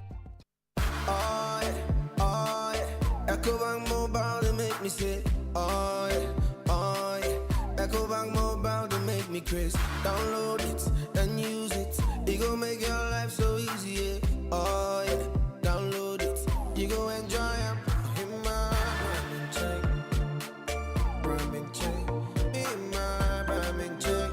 Come make a download them for you. Cause you can pay bills, you can buy credit, you can pay school fees, even chest tights with the Apple. EcoBank Apple.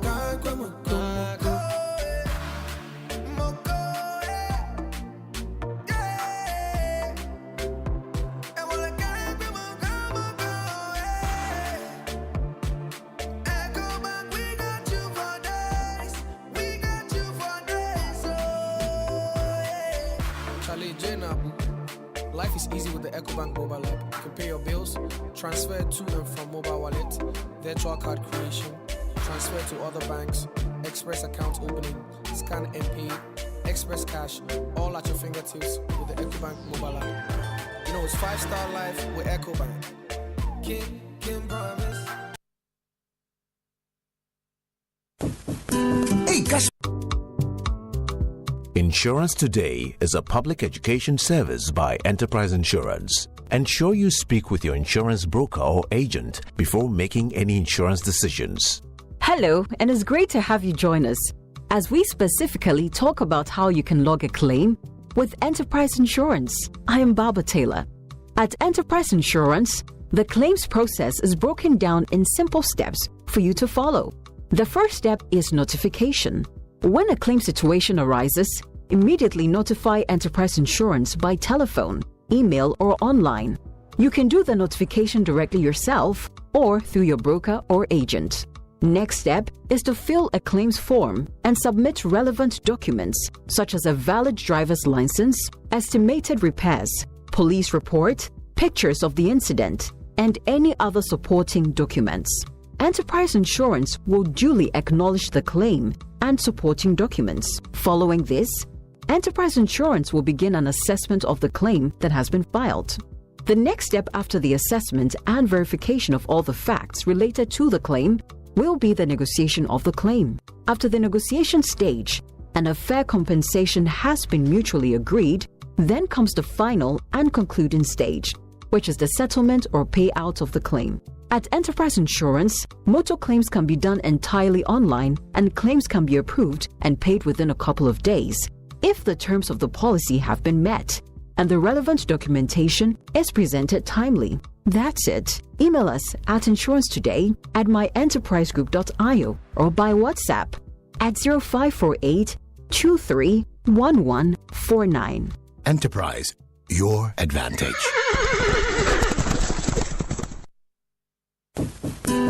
Cashman. Yeah. Don't you know Nana has assembled all of us and you are here making calls? My generator is spoiled too. So I'm calling a renowned Ghanaian company with an excellent track record in the sales and repairs of generator sets in Accra to come and repair for me.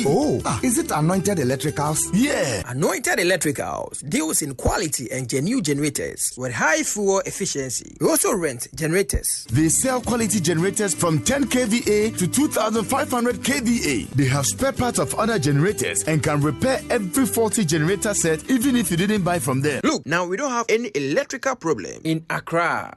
How? Because Anointed Electricals is right here at East Legon, Lagos Avenue, opposite Tomric Hotel. And that's why Nana is calling us. Okay. Yes. If you want to buy a brand new generator or repair the old one, visit Anointed Electricals. Or if you are within Accra, call our hotline 0246 423 534 or call 0243 480 334. They have qualified and dedicated men on 24-hour after sales service. Then let's go and listen to Nana. Let's go. Gosh, after giving you the hint, won't you give me anything? Anointed, the generator experts. Please, do you still refill cylinders here? Oh yes, and there are a lot of benefits when you refill gas cylinders here. Not only do we get to run safety checks on your cylinder before refill, but you get to buy any amount of gas per your pocket. And you even get to see for yourself how much is really being put into the cylinder, so you're not cheated. Master, this one there, Philly Gadochi. I know say you no invite me, but I go talk some. If you no be these LPG stations, like how we taxi drivers go fill our tanks. But do these LPG stations have permit to still operate? Of course. LPG stations are safer now than ever. We've always been licensed and fully regulated by National Petroleum Authority with total support from Ghana Fire Service, Ghana Standards Authority, Factory Inspectorate, as well as the EPA. So don't worry, crowd. Oh, I hear say these LPG stations be for indigenous Ghanaians. It be true? Of course. LPG refilling is the only industry in Ghana that is now 100% owned by Ghanaians. By refilling your cylinders at the gas station, you are promoting indigenous businesses. The money, it go stay here, no. Oh yes. Protect local businesses by refilling your gas cylinders at LPG stations nationwide. We know we shall win, and we know we'll survive. Shall wash away all tears. Joy 99.7 FM.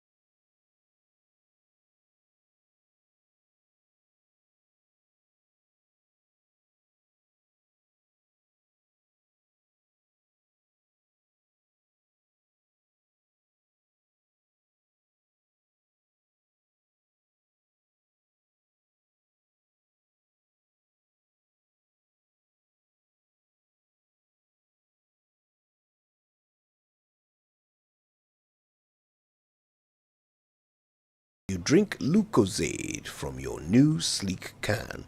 So go ahead, grab your Lucozade sleek can and discover the same unbeatable energy with every step. Lucozade, restore your energy. This advert is FDA approved. Now, in today's dynamic business environment, a robust workforce is pivotal in achieving success. This is why we have thoughtfully designed our corporate health insurance plans to empower your employees and bolster your organization's performance. With Equity Health Insurance, your investment transcends ordinary insurance. It represents a commitment to the future of your company. Our health plans are individually tailored to accommodate the unique needs of your employees, offering comprehensive coverage and exceptional benefits. Our support goes beyond administrative tax and premiums. At Equity Health Insurance, we are dedicated to standing by your side throughout the journey. Please feel free to reach out to us at 0501 515 124 or 0539 135 073 so that we can further enhance the level of service we provide to you. Always here for you. All right, now if you're speccing that old car or you want a home makeover or a relaxing beach getaway, use your ABSA card 10 times for more in a month and you could be a lucky winner in the ABSA Change Your Story promotion. Earn extra entries by using their digital channels 5 times or more. Between now and the end of October, 5 lucky winners will take away 40,000 Ghana cedis each every month to change their stories. For more information, go to an ABSA branch today. This promotion is regulated by the National Lottery Authority on the Caritas Lottery platform. Your story matters. ABSA. Terms and conditions apply. Now the heat is on, energy levels are high, big and extremely hot as another thrill in the arithmetic competition is set to blow your mind. Moria Education Limited brings you the much anticipated annual ACMAS National Competition and Picnic. This is themed unlocking the inner potential for tomorrow's digital world through mental arithmetics. Now, it's scheduled to happen at the Pentecost Convention Center at Kaswa from Friday the 9th to Sunday the 11th of August 2024. Oh yes, don't miss out on this fun-filled educational experience. Come witness an outstanding display of brain power, speed, confidence, and mental agility. Side attraction includes bouncing castles, trampoline, face painting, train ride, BC challenge, and other exciting fun activities. Folks, what time is it? It's ACMAS time. Yeah. All right, so what is the Ghana we want? We'll find out after these messages. Looking for a home in a safe, secure, and luxurious environment? Alphabet City has just what you need. Join our gated community in the lively precincts of Sakumono for a carefully crafted home that provides you with peace of mind and a safe space for your children. Alphabet City boasts of leisure and recreational facilities to ensure your mental and physical well-being. A good road network, 24-hour surveillance systems and security, water, and electricity, serving as a safe haven. Let's meet your needs. Book a tour today. Find out more on www.waylead.org or call 0240-111-119 or 0504-499-999 to make the right investment in a home. Alphabet City, the ABC of Home Sweet Home. Education is the most powerful weapon to change the world. At Heritage Christian University, you're assured of quality education. Accredited by GTech and affiliated to KNUST and UCC, we offer programs like Bachelor of Business Administration, Community Development and Theology, Theology and Ministry, Psychology, Nursing, Information Technology, Information Security, and Business Information Technology. Professional programs like ICA, CIMG, CIHRM, ABE. We also offer short courses on media and IT. What makes Heritage stand out is our experience and scholar practitioner faculty, entrepreneurial training with financial support, ultra-modern facilities, and hostels. Qualifications for entry is WASI or SSC or GBCE, HND or Diploma Top-Up. Mature 25 years and above. Heritage is located at Amasaman behind the Olympic Stadium. Contact us on 054 777 7731 or 020 229 8399 or www.hcuc.edu.gh. Heritage Christian University College, educating compassionate entrepreneur leaders. Are you ready for the National Sales Leaders Conference organized by Core Event Solutions and MGA Consulting in partnership with the Chartered Institute of Marketing Ghana? It is on the 14th to 15th of August, 9 a.m. each day at the Accra International Conference Center. The special guest of honor is the Minister of Finance, Dr. Mohammed Amin Adam. Don't miss out. For more information, call or WhatsApp 050-2711-070 or visit www.nslcaccra.org to book a seat now. See you there. We shouldn't have gone to that party. Masa, my head is killing me. Is that your stomach? Yes. What did you eat? I don't know. Get rid of your gastric problems with number 10 liver salt. Number 10 gives you quick, effective relief from nausea, indigestion, heartburns, hangovers, and hyperacidity. And with different fruity flavors such as orange and lemon, it's a pretty tasty way to end an uncomfortable situation. Number 10 liver salt from Ernest Chemist, because everyone needs a chemist. This advert has been vetted and approved by FDA. Everyone is running to Bills. Enjoy the peace of mind that comes with acquiring any of our loan facilities. For whoever you are and whatever you're doing, Bills has a product for you. No susu, no deposits. All you need is your Ghana card. Call 0302-200-390 or 0596-928-33 today and live a bill-free life. Bills Microcredit is licensed by the Bank of Ghana. Bills, financing your needs. Terms and conditions apply. Happy Monday and welcome to Vital Signs by Sonotech Medical Center. I'm Dr. Grace Bachman. This month, let's focus on an important aspect of our health, mental health. Mental health is like the engine that powers our daily lives. Mental health isn't just the absence of mental disorders. It's about having a positive outlook on life, being able to handle stress, relate to others well, and make healthy choices. Common mental health issues include depression, anxiety, and bipolar disorders. But many people also experience stress, grief, and other emotional challenges. Stigma around mental health can prevent people from seeking help. Mental health problems are common and treatable. Talking openly about them can help reduce stigma and encourage those in need to seek support. Find Sonotech Medical Center in the Oxford Street Mall, inside the West Hills Mall, and at Tema Community 9. Reach us on 0242 439 467. I wanna be in your life until the night.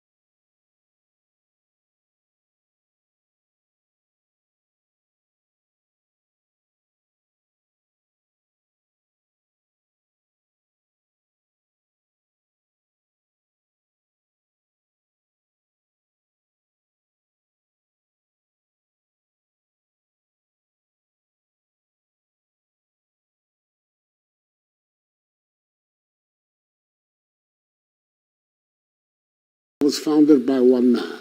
Whilst Kwame Nkrumah's contributions to our independence are undeniable and unassailable, it is important to acknowledge for our self-respect that the struggle for our nation's freedom was a collective effort spanning several generations.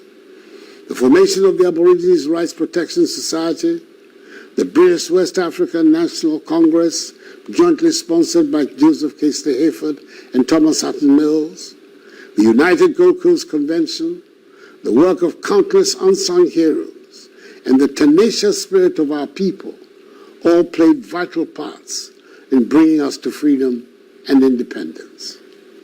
Kwame Nkrumah, with his charismatic visionary leadership, was undoubtedly a major actor in the final lap of our journey to independence.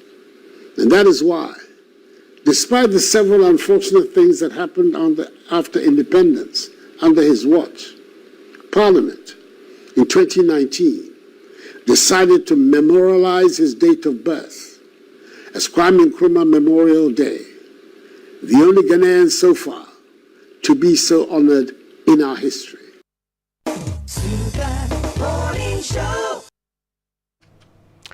President Akufo-Addo there is setting the stage for the conversation from yesterday, and here on the Super Morning Show, 46 minutes into the hour of 8, there's already a conversation on social media and on other platforms about what the president said and whether or not it was necessary and whether or not it's even worth repeating at this time, and whether he's setting the stage for a conversation that's not necessary at this time. This morning is part of the conversation because today is Founders Day, a day dedicated to all founders. Of course, I mean, it's also 4th of August. We know 4th of August is when the UGCC was established, and a lot more activity have happened throughout our history on this particular day.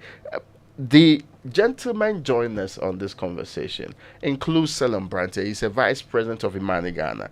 This is what Selom put on Facebook some 20 hours ago. Make it make sense. Same family denies independence, yet says they are founders, and says a blueprint of state capture is fiction. Good morning, Selom. I hope you are doing well this morning. Good morning, Raymond. I'm fine. I mean, let's get a background to this. We all listen to the president, but what prompted this commentary from you? Well, I think that for some of us, I think we've been seeing some kind of subtle attempt at revisionism in some way or the other, and some attempts to elevate members of a family and their contribution to Ghana statehood more than it should be, or what we believe it should be.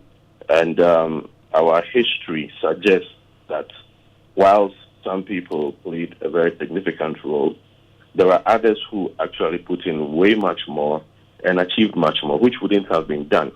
The likes of Kwame Nkrumah, for example, puts much more into what is now currently Ghana, much more than the president and some of his associates are trying to make it to be. And we believe that it is not right, because we have to recognize the greatness of the man Nkrumah and how much work he put in. Although, yes, others contributed, and like the president rightly said, I mean, you could take it even from the days of lawyer John Mensah Saba, who had to travel to the UK to protect the rights of us, the Aborigines or the citizens or the natives of Ghana, to our land and not put it under the crown, all the way down to the likes of J.E.K. Hayford and the rest with their ARPS, as well as what they try to do across West Africa to spin up, or what do you call it, revitalize nationalism.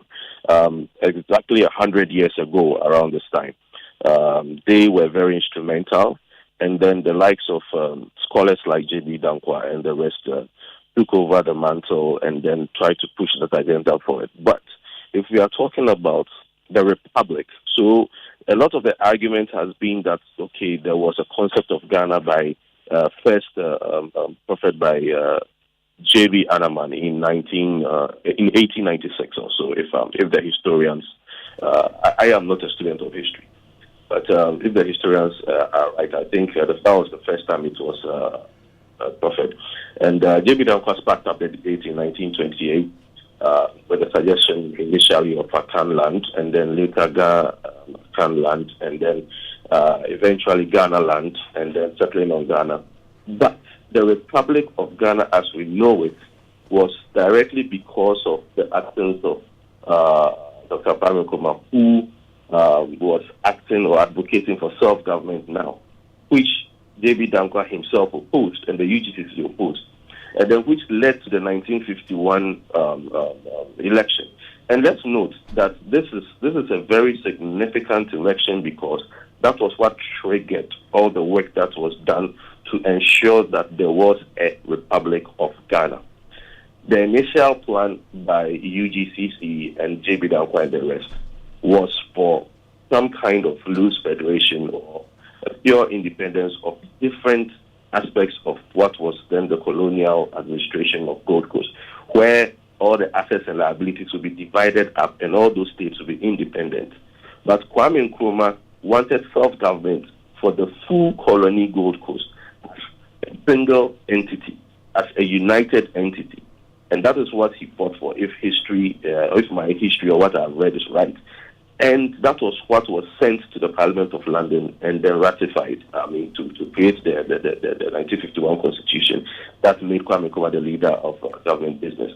And therefore, if you want to understand what the Republic of Ghana is as a republic, as a constitutional republic with a recognized constitution, then Kwame Nkrumah was it. And then note that in 1951, that was the first time in Africa that an election was done with universal suffrage. That is, all eligible adults participating in the voting, which the likes of UGCC and the rest, they opposed because they wanted a certain elite to only be the ones to make decisions for the rest of the 4 to 5 million people in Ghana at the time. But it was Kwame Nkrumah who decided that no, the elections must be done via universal adult suffrage. And that was what happened. And the CPP won. And J.B. Dankwa himself lost in his own seat in Chebi. And then that eventually led to the dissolution of the UGCC in 1952, and then put them into the annals of history. And then out of which other movements like the NLM, etc. came on. So if we are saying the Republic of Ghana, as we know it right now, Kwame Nkrumah is the one who basically fought for that entity to exist, together with the CPP or his allies in the CPP and the people of Ghana at that time. So while a lot of work had been done by others, I believe that trying to displace the influence of Nkrumah and his activity, and note that even when the elections were being done, he had been jailed. He was in jail. Yet he won. So if this is a man so powerful that even in jail he's able to win a whole national election, we have to put him in the right pedestal. That is what I believe, personally. The argument is that we are clutching at straws in this particular engagement. In all fairness, who even defines who a founder is anyway? You have enumerated the things that others did and Nkrumah also participated in. What then qualifies him to wear the tag? And I think the main contention, if you strip it of all the other things the president has said, is that he will not accept the view or the notion that there was an individual who founded Ghana. Is there indeed a problem with holding that view? It is his right to hold that view. And probably, he might have some historical perspective that I don't, but what has been reported, there was only one person who triggered the advocacy for self-government now, not self-government in the future possible time. Okay. There was one person who triggered that argument. There was one person who was sent to jail for that argument. There was that one person who triggered a whole national response that pushed the colonial administration to actually grant us that self-government now, not in some future time, not through some deliberations or anything. He said we wanted it now. He took the action. He walked he talked the talk. Others didn't. Others actually wrote, and they were saying that this man was saying nonsense. People who should have gathered around him didn't. And now you want them to also share in that glory. for opposing him or for what? And that is what we should clearly understand. History is history. People have done those actions and they've been recorded. Let's not try to change what is there to satisfy somebody's filial family reputation or whatever it may be. What it is what it is. He has advocated for self-government now. If probably he hadn't done that, would have that's the issue, and Ghana wouldn't have been a republic in 1960. Ghana would have not been a fully constitutional republic in 1960. So this action is the beginning or the watershed of the final step of what we call the nation Ghana. And note that before that, it could have been very, very possible. And later yesterday night, I even put up a map of what would have been if Kwame Nkrumah had not come in at the time he came in. It's Ghana a would have not been the subject, country yes. to state. It would have been 3 or 4 separate countries. That's a subject I intend exploring going forward. I mean, I saw the divisions you had put out there.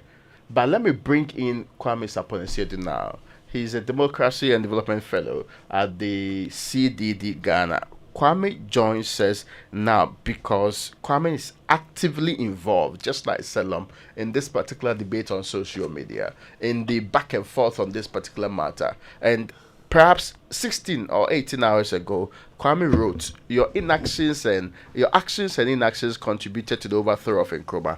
His books were banned and banned.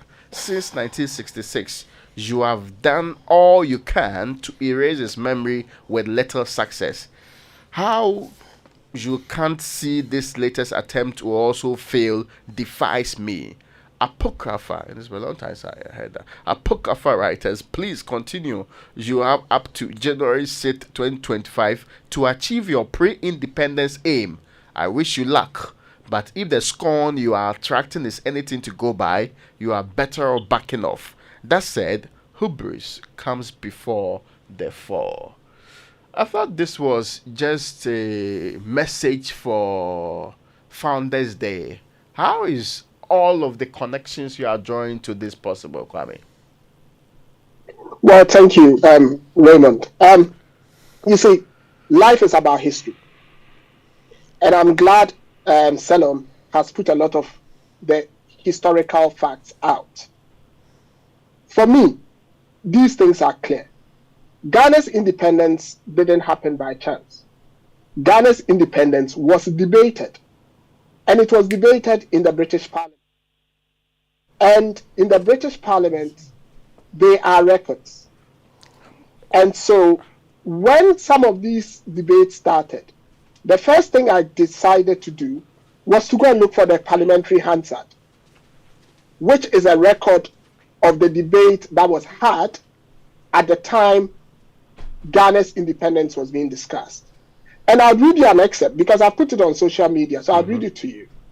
The National Liberation Movement, the Northern People's Party, and the Ashanti-Man Council have recently sent a formal resolution to my right honorable friend and colonial secretary asking for separate independence to be awarded to Ashanti and the Northern Territories, and for appointment of a petitioning commission to divide up the assets and liabilities of the Gold Coast.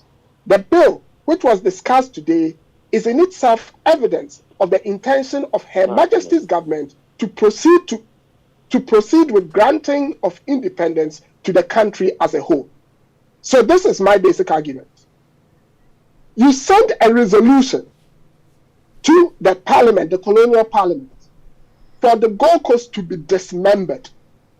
Clearly, this is a record I've read to you, and it's there. All of you can go and read it on my Facebook wall. If the Gold Coast had been dismembered, the Ghana as we have it today would never have existed. How can you be a founder of something you wanted dismembered? That's my first question. You wanted the thing dismembered. You sent a resolution which was rejected. How can you be the founder? So I've gone on to ask, and that is where the apocryphal phrase I'm using comes from. I've gone on to use the analogy of Solomon, when 2 ladies were fighting over a living baby because one had lost their baby.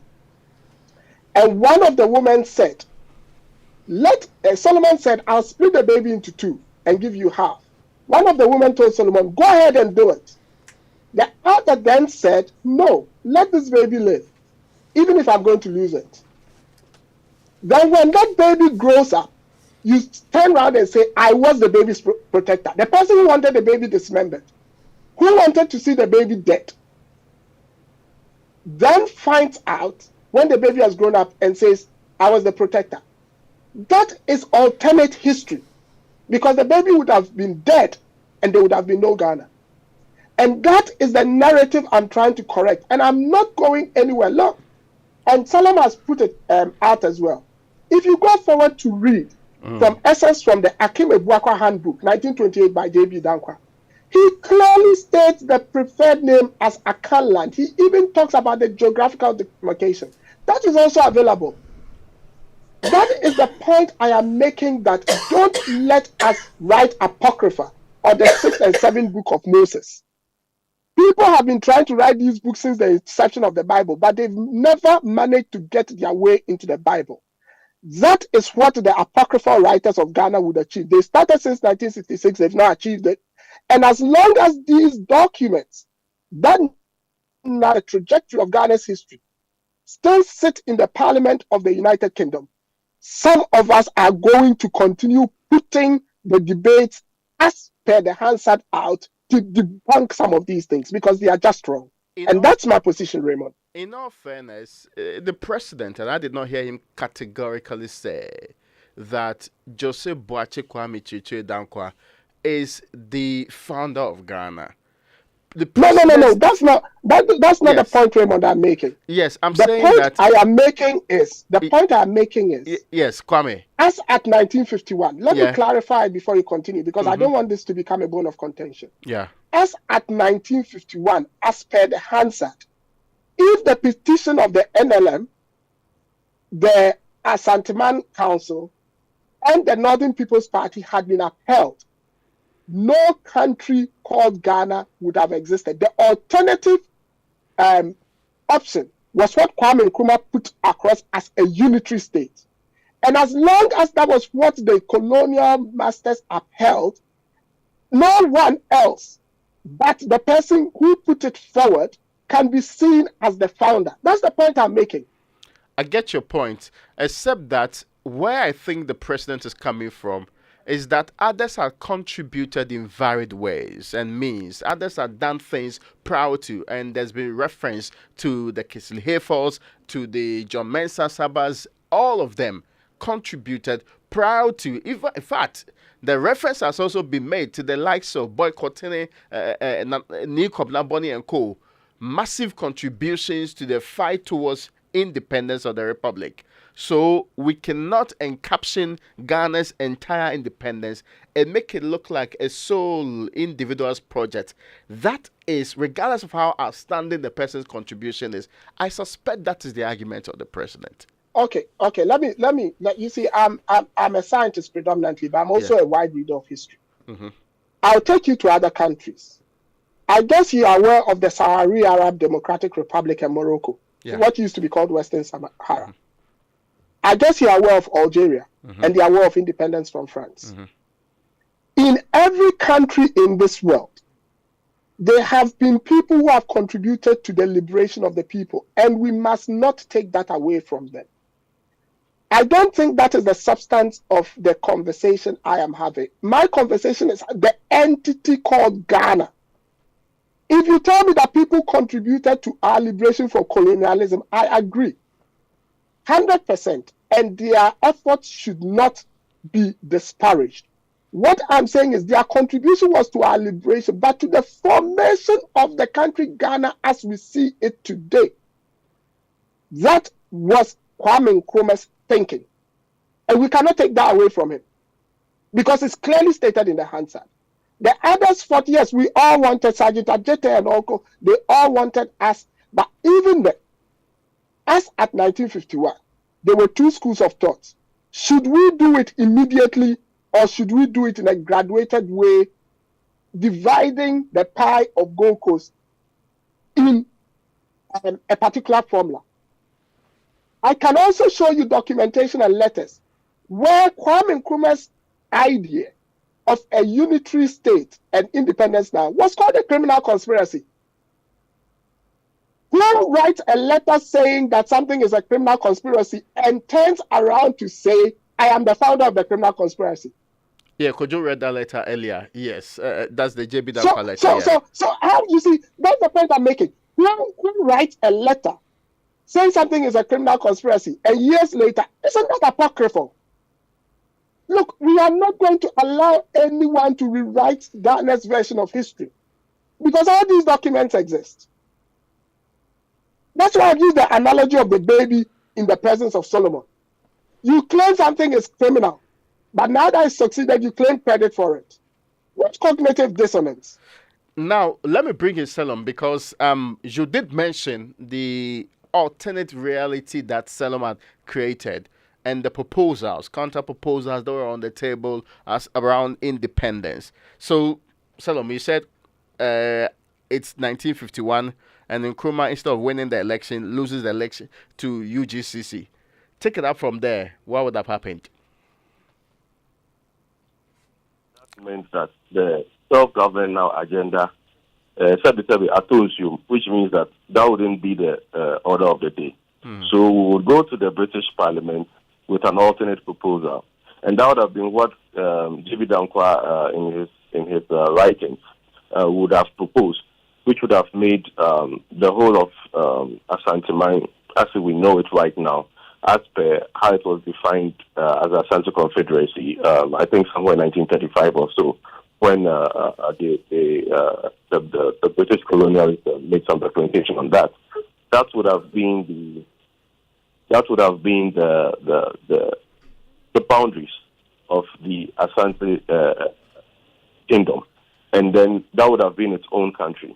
Now, north of that, what we call the Northern Territories, it would have been absurd to call a country Northern Territories, so they would have probably had another name for it, maybe English Upper Volta, just for situational or for contextual purposes. And then would have had the actual Gold Coast being the whole of southern Ghana, all the way up to Keta and the rest of it. And that would have actually been the Gold Coast that maybe somebody would have decided to call Ghana or still call the Gold Coast because it would have been situated by the coast. And then you have that long strip of the English side of Transvolta Togoland, as it was known then. And if they had their own plebiscite, if they had to, because they were under UN's protection around 1951, if this alternate proposal had UGCC and JB Dankwa in the lead, they would either have probably joined Togo and become part of French Togo, or there would have been an independent English-speaking Togoland, just like how we have Cameroon being partly French and partly English. Or it would have been like how Tanzania, which was also a German colony, became English, Ghana as they had imagined it by then. And then the Asante land would have probably been a monarchy, a constitutional monarchy of sorts, headed by the Asante Hene, and it would have been a kingdom. And then northern Ghana would have had probably its own regime, or it would have decided to maybe become a part of Burkina Faso as a southern Upper Volta or something. I'm just giving the hypothetical scenario. If Kwame Nkrumah wasn't there, we wouldn't have had that. And if Kwame Nkrumah wasn't there, then it meant that the whole work towards African unity as we see it now wouldn't have also been there, because he wouldn't have even had a sovereign state to even govern before thinking about uniting the rest of Africa. So to sit down today and say that he didn't play as much of a part that we all know he did, to elevate someone's uncles who wrote letters and actively opposed what is the Republic of Ghana today, because they had interest in dividing up Ghana into different countries. I mean, my grandfather lived in Kumasi in those times. He told me about the whole Matemehu movement, and we all know about it. Our grandparents talk about it all the time. Let's not forget that it was there, and let's not forget that part of history. And today, whitewash it and say that all of these people. Yes, the Mongolian Empire was there as a small kingdom, but it was Genghis Khan who decided to create the hordes and build that empire into something that lasted into a dynasty. All dynasties started as small kingdoms, but it always took that one person to break it out from a small kingdom into a dynasty or into a nation or into an empire. So as far as Ghana is concerned, yes, others handled it. Others handled parts of it. Others built parts of it. There were the likes of the agitators, the death of the Sergeant Ajete and the rest, and the strikes that happened across Accra. But who was the figurehead? Who was the one they went to? Who was the one they arrested for triggering all of this? Initially, it was J.B. Danko and Kwame Nkrumah himself, and then later it was Kwame Nkrumah alone, and all the rest were the ones who were trying to play to the master's fiddle. So today they can't be put together and say that they are all in the same classroom or they are all on the same level. No. Somebody's efforts, somebody's organizational prowess, somebody's charisma, somebody's leadership qualities, somebody's determination to push through an agenda that was common for all of us. And that is why I was even saying that we should note that the 1951 election was the first in Africa. And that is something that we don't talk about in terms of Kwame Nkrumah's democratic or our democratic credentials. We're the first country in the whole of Africa to have an election that was truly democratic. And this was by the efforts of this same man. So we can't sit down today and say that and push him somewhere and say that, oh, there are others who were also champions of this or that.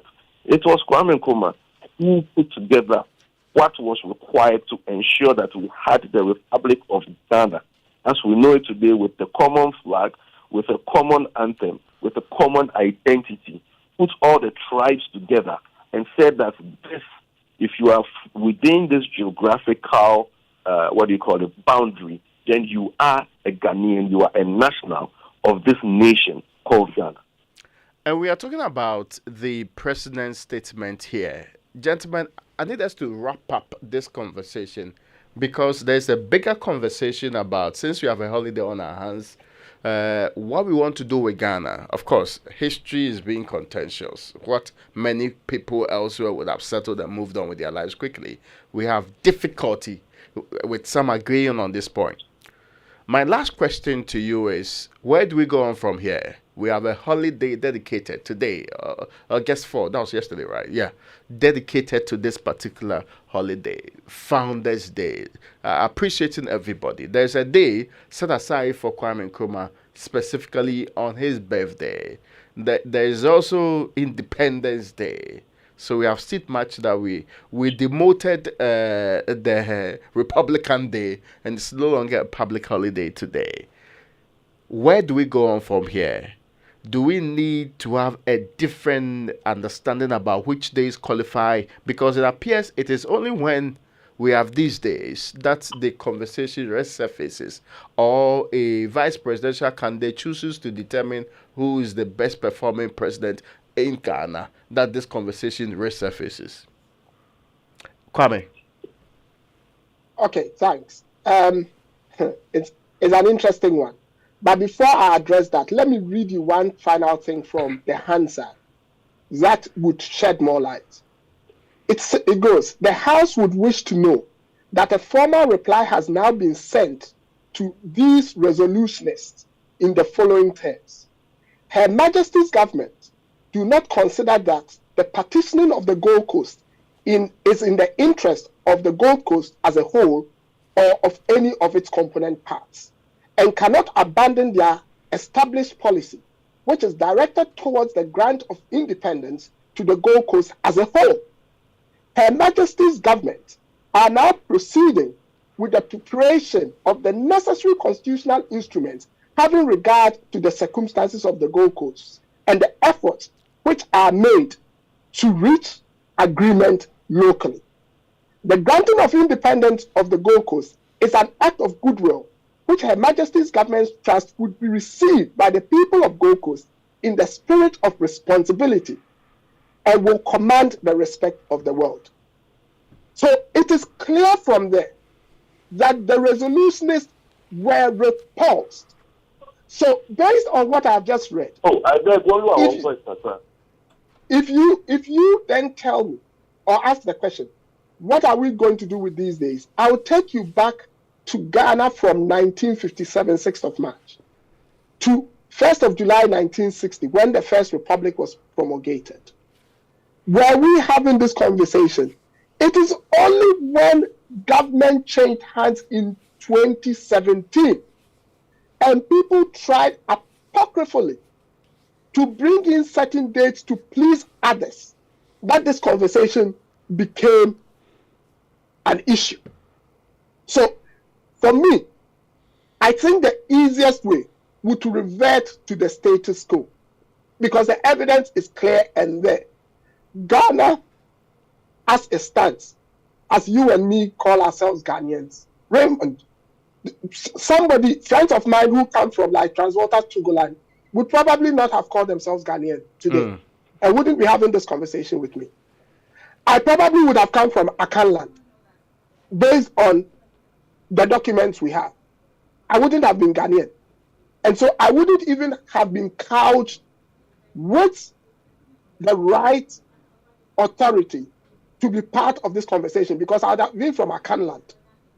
And that is why, for me, we should revert to the status quo and respect how Ghana came to be.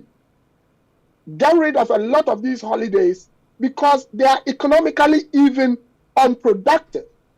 We are struggling as a country. We are broke as anything.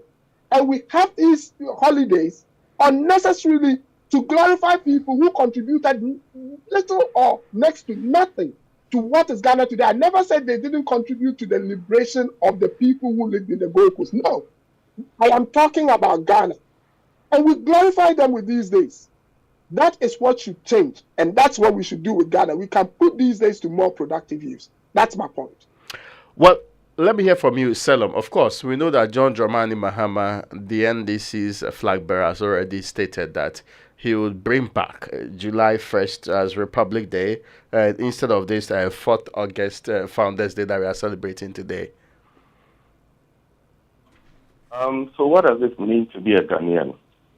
What does it mean to fly the flag or represent this country?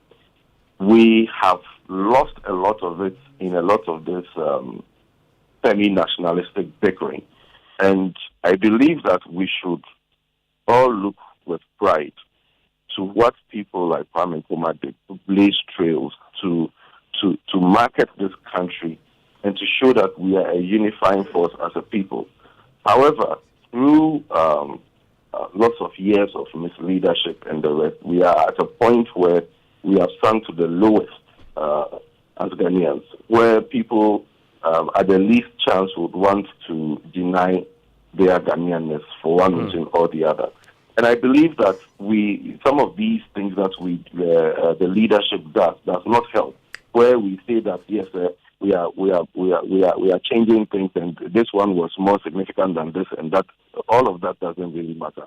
What matters to us is we should now look forward to a Ghana where instead of elevating one person's family to get benefits that they did not deserve for work they did not do, that nepotism that has now become something that is the order of the day because of this self-same type of things that we do should change. We need to see Ghana as something that belongs to all of us and not belonging to one family or one family's friends and associates. We need to see Ghana as a somewhere where we have a collective destiny, where the actions of each and every one of us has a bearing on the other, so that we can create a Ghanaian dream where we will say that, yes, we come from West Africa, we come from this land which has gold, cocoa, which has all these things, but we also have people who care about each other to the point that we are ready to build this nation back into the powerhouse that at the time of independence we dreamt it to be. We have lost that dream about what Ghana could be. The Ghana that built and Selim, I have no intentions of interrupting this one, but I suspect this part of the conversation is going to commence soon. I mean, there's a broader one about the Ghana we want. Proceeding from here, that's going to happen pretty soon. So I have no plans of interrupting you. This great flow you have already commenced. I just felt I wanted a simple answer to the quest. John Mahama says, if you vote for me, I'm going to reverse it. No more of August 4th as holiday. July 1st is coming back as Republic Day. Do you agree with it? I agree. Let's recognize what Ghana to become a republic. I fully agree with that. And if that is something that we can, let's do it, because the first of Ghana as a Republic Day was something that we celebrated. All of us rallied around it. And we actually even had the right versions of history said on that day. And that inspired all of us that, yes, we are the first country to gain independence, and we had our Republican Constitution, and we took over our nation as Ghana as we know it today on that 1st of July. So let's celebrate it, absolutely. And let's not remove the significance of that day from our history books. Absolutely agree. Gentlemen, hold on a second for me. We will now be zooming into the conversation about, of course, we have a holiday to discuss this. What kind of Ghana do we want for our children and grandchildren? We sure should be able to understand where we are heading from here. What are our aspirations for the future? Which values would underpin our philosophy as a people? How would anybody seeing any Ghanaian anywhere in the world, what are the ideals they identify with you? And which ones, not the Ghanaian dream specifically, but even if there is a need for it, what is the Ghanaian dream that we are all aspiring for? Do we have consensus on it? Which direction should we take it going forward from here? But first, now, the best investment you can make is to invest in your child's education. A good school with international standard education and facilities that will nurture your child and give them the right fundamentals to be great in the future is all that you need. Let me introduce you to Metro Gold Schools. Yes, Metro Gold Schools located in Ablekuma Kev. Admission is ongoing for Cambridge education. School starts from creche, grade 9, children from age 3 months to 14 years are all welcome. Rush now for the September intake. School starts from the 10th of September. Metro Gold Schools has a modern facility and serene environment conducive for learning. It has boarding facilities, a tennis court, basketball court, swimming pool, and an AstroTurf pitch. Enroll your child now. Call or WhatsApp 05480 50108. That is 05480500108. Or you can visit mgs.edu.gh for admission details. Metro Gold Schools. Your child deserves quality education. Now, did you know that all the 41 LPG companies and the 800 stations across the country are 100% built and operated by indigenous Ghanaians? When you refill your cylinder with them, you support the growth of indigenous businesses and create more jobs. But that's not the only reason for you to choose them. Their LPG distribution system offers unbeatable value, allowing you to buy any amount of the product in whichever quantities you need, making it incredibly pocket-friendly. If you're worried about being cheated, well, with them you can watch feely as your cylinder gets filled. Plus, they have weighing scales, at every station so that you can double check the weight of the quantity filled. Now, that's trust and transparency guaranteed. Switch to LPG for your car, especially if you drive a taxi. It's more environmentally friendly, helping protect our precious ecosystem. So go green with LPG and make a difference. Remember, when the last tree dies, the last man dies. Refill your LPG cylinder at your nearest gas station and help save our forest and environment. Let's protect Ghana for this generation and the next. LPG Marketing Companies Association of Ghana, your affordable, pocket-friendly, trustworthy, and eco-friendly choice. Now, the September admission rush is already here, right? So, if you want a school that's providing a missing link in tertiary education through creativity and innovation, is the university that has since 2018 given a sum of over 450,000 Ghana cedi as startup grants to a number of its students to start their businesses. There's a huge emphasis on entrepreneurship, technology, and practical learning with professional certification. This school, that's Heritage Christian University College, it's set up to provide that missing link. It's affiliated to KNUST and UCC and accredited by GTech. It's located at Amasaman behind the Olympic Stadium. And these are some of the programs you should be looking out for. BA Psychology, BBA Accounting and Finance, BBA Logistics and Supply Chain Management, BBA Accounting with Computing, BSc Nursing, BSc Business Information Technology, BSc Information Security, Bachelor of Community Development and Theology, and many more. There are also master's programs programs available at the school. The qualifications include WASI, ABCE, GBCE, HND diploma holders, mature students over 25 years or above can actually go to this contact 0547 777731 or 0202298399. The website is hcuc.edu.gh. Heritage Christian University College, educating compassionate entrepreneurial leaders.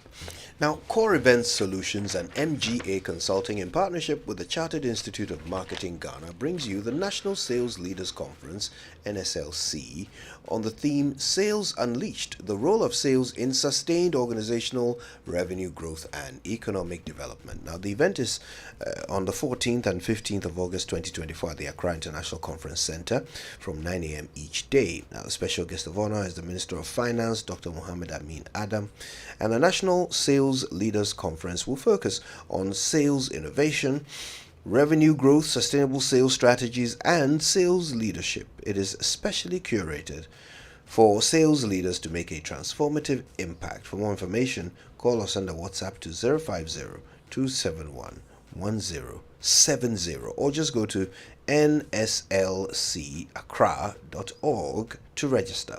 Be part of the conversation on the 14th and 15th of August at AICC for the conference organized by sales leaders for sales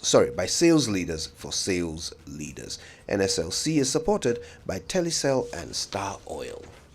Now, from the 9th to the 11th of August 2024, Moria Education Limited brings you the much anticipated annual UC Mass National Competition and Picnic. This is scheduled to happen at the Pentecost Convention Center at Kasua. Oh yes, don't miss out on this fun-filled educational experience. Come witness an outstanding display of brain power, speed, confidence, and mental agility. Side attractions includes trampoline, face painting, bouncing castle, train ride, BEC challenge, and other exciting activities. It's actually UC Mass time. Yeah. All right, well, stay ready for unexpected funeral and accidental disability costs with Mebambo Life Insurance on MTN and Telecel by Hollard Life.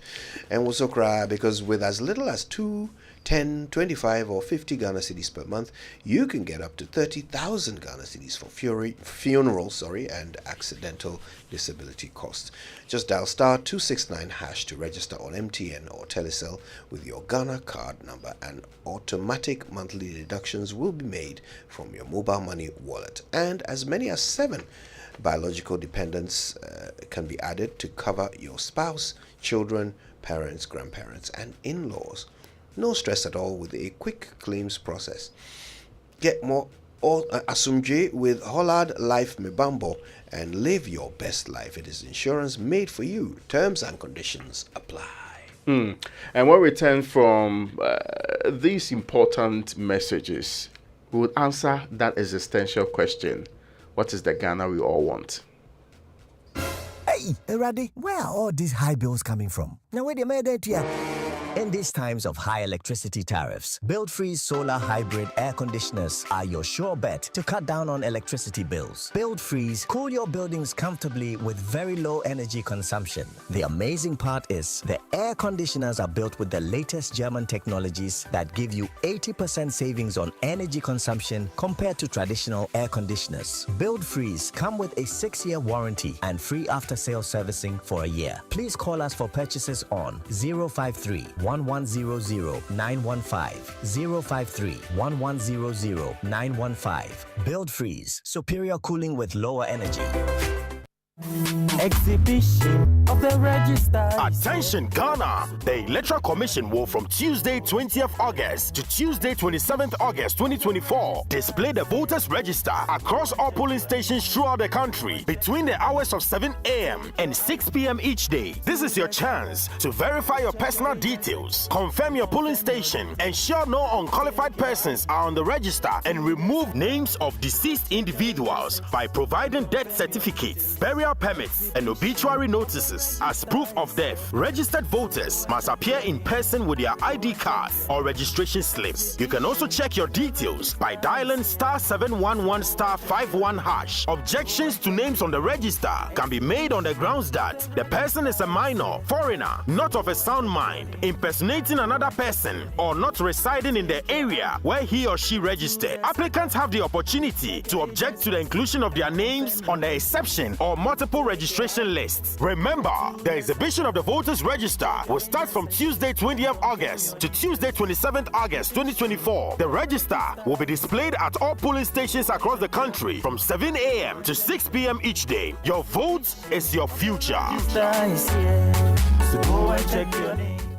The Paris 2024 Olympics on GoTV is for all of us. For every lift that ended in failure, for every basket that rebounded, for every goal that was just shy, and every stride that was a little too short until it wasn't. That's the first gold medal. This is for the gold in all of us. Get and stay connected to GoTV to witness Africa's athletes make history in the 2024 Paris Olympics live on Supersport and on the go with GoTV Stream. GoTV. Love it. The luckiest *712#. Luck is everywhere for everyone, yeah. Welcome and now for a daily *712# and found no regrets. A Sankoma investors are a striking gold. A Sankoma health workers are a diagnosing luck with precision. A Sankoma that tough guy who couldn't hold back his tears. Say a Sankoma passionate fan or also entering containing a joy. Afraid to the stressor or turning a hard-earned stitches into a bundle of happiness. And now, a Sankoma, if you say your next big win is right here.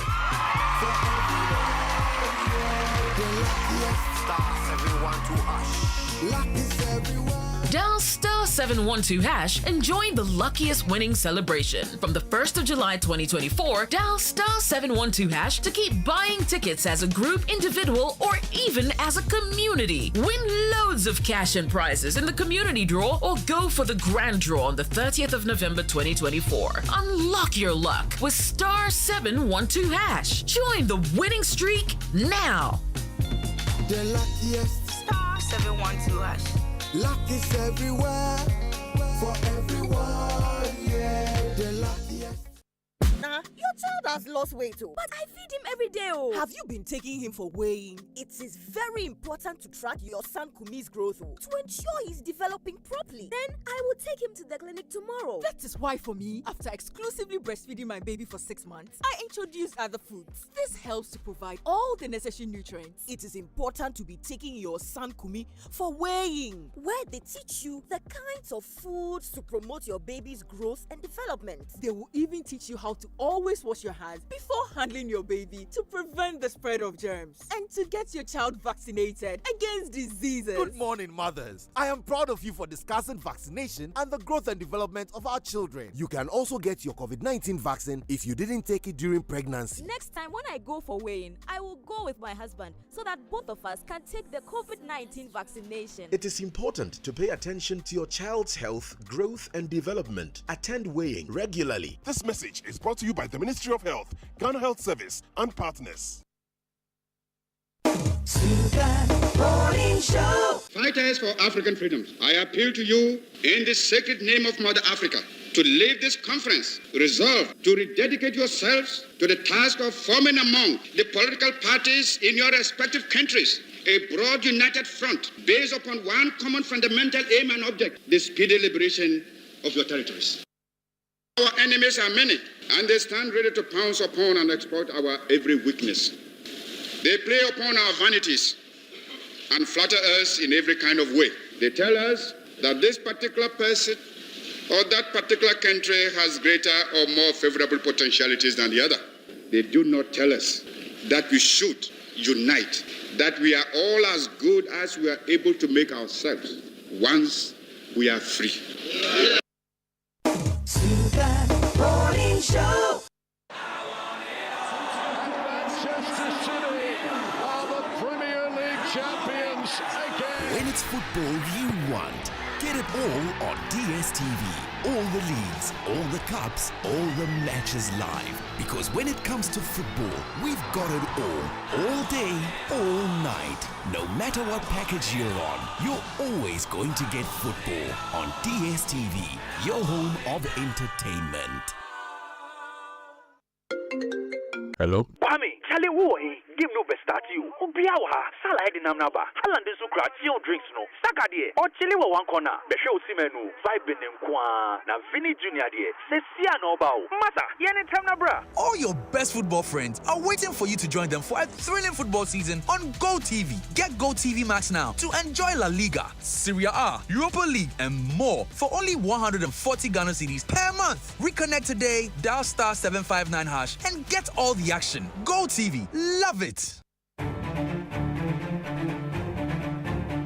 This August, Joy Business Masterclass brings you a thrilling 13-week agribusiness series. From snail farming to aquaculture, organic farming and agro-processing, we've got it all. Over the next 13 weeks, you will learn from Ghana's top agribusiness pros who will share their secrets to success. Every Wednesday at 1:30 p.m., dive into practical tips, inspiring stories, and interactive discussions. Whether you're a seasoned farmer or just starting out, this series is for you. Tune in to Joy 99.7 FM and be part of Ghana's agribusiness revolution. Stay tuned, stay inspired, and grow with us. Joy Business, empowering, prospering together. If home is where the heart is, then let's go home, shall we? Let's go where the entertainment is, where the passion is, where the laughter is. And sometimes, even the tears too. Let's go where we feel safe enough to share our opinions. And send tweets. Where we do that embarrassing little dance to our favorite song. Let's go home where the love, the care, and the joy live. There's no place like home. Connect your home to super fast internet with affordable data bundles from MTN Home. Visit broadband.mtn.com.gh or your My MTN app to sign up today. MTN. The luckiest. Luck is everywhere for everyone. Yeah. The luckiest. Luck is everywhere for everyone. Yeah. Doctors, nurses, barbers, drivers, bouncers, friends, teachers, bankers. You could be the luckiest. You could be the luckiest. East, west, north, south, you could be the luckiest. You could be the luckiest. Accra to Haga. Let's go. The luckiest. Luck is everywhere for everyone. Yeah. The luckiest. Luck is everywhere for everyone. Yeah. Doctors, nurses, barbers, drivers, bouncers, friends, teachers, bankers. The luckiest. You could be the luckiest.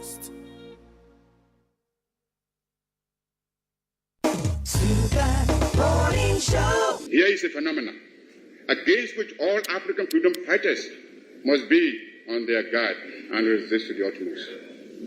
Even though I appreciate the difficulties facing us, I must admit, I find it strange to watch some of us returning willingly to the colonialist fold.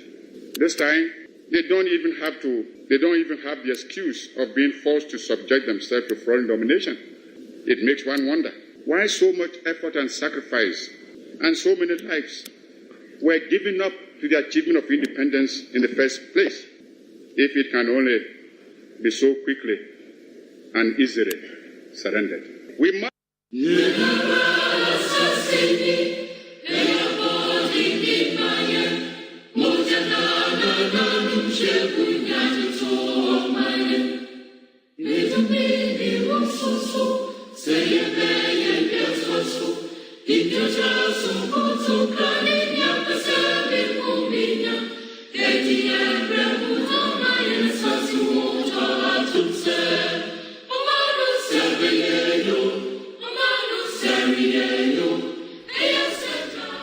and it's 40 minutes past the hour of 9 here on the Super Morning Show. Now, we still have Kwame Saponesi, who is a Democracy and Development Fellow at CCD Ghana, join us for that important conversation on the history of this republic from the president's speech yesterday. And also joining that conversation is the Vice President of Imani Ghana, Selom Brantier. We've been joined in this conversation because we are looking into the future of our people and looking into what Ghana should be, looking into the aspirations we should have for our people, the ideals, the philosophical leaning we should as a people have going into the future. The Ghana we all want. The Ghana we all want. What we should do now to make it happen. Joining that conversation is Daniel Aloga Akatapori. He is an ex-sergeant of the Ghana Armed Forces and a former member of the Provisional National Defense Council. And of course, if you have heard and known Akatapori, you know his role he's played in Ghana's history. But for Akatapori, what Ghana does he want for his children and grandchildren going into the future? But before then, the International Finance Group, World Bank Group, is pleased to announce a masterclass event on leadership in sustainability, building the capacity and empowering boards of directors and executives to champion ESG initiatives.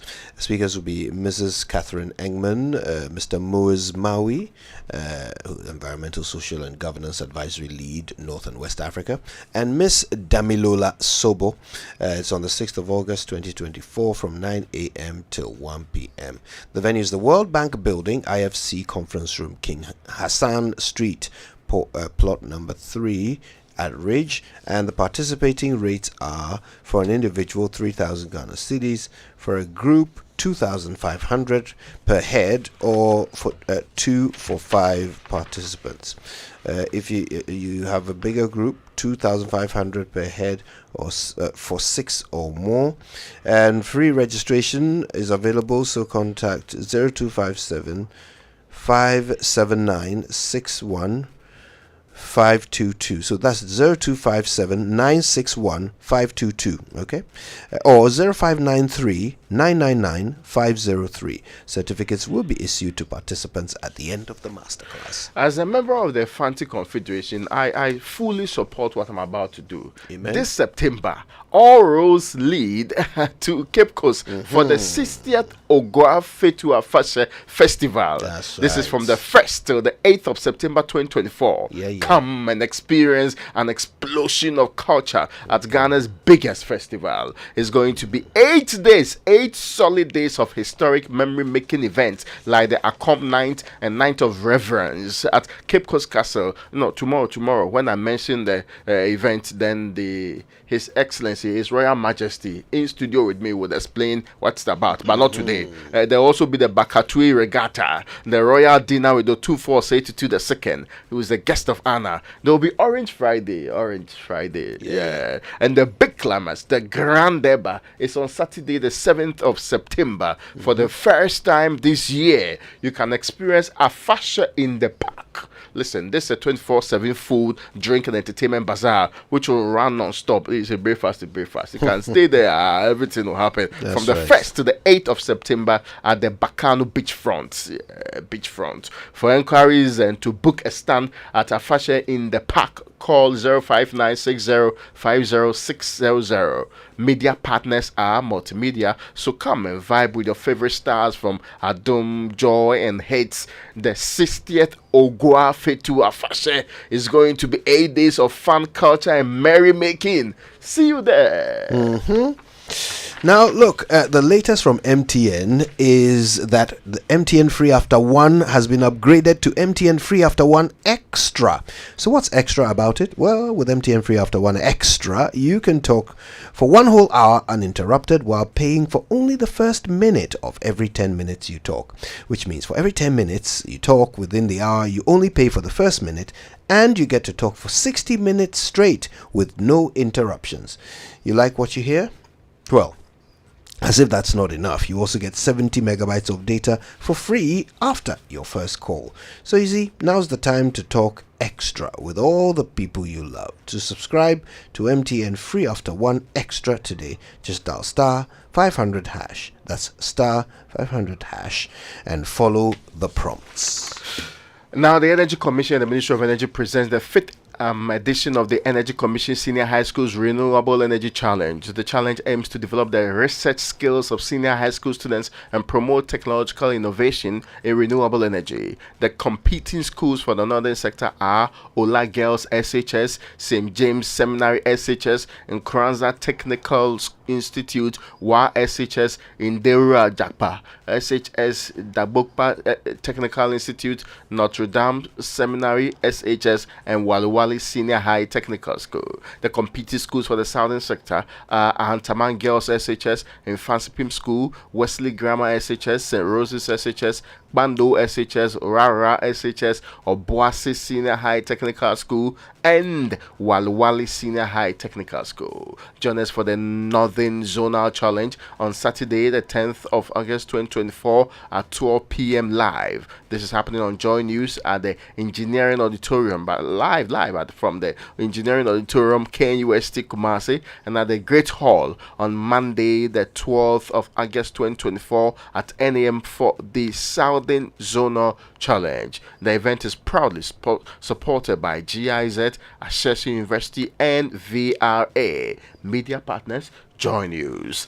Well, now we have a couple of minutes, but we have to take this one first. Yes, a very quick one.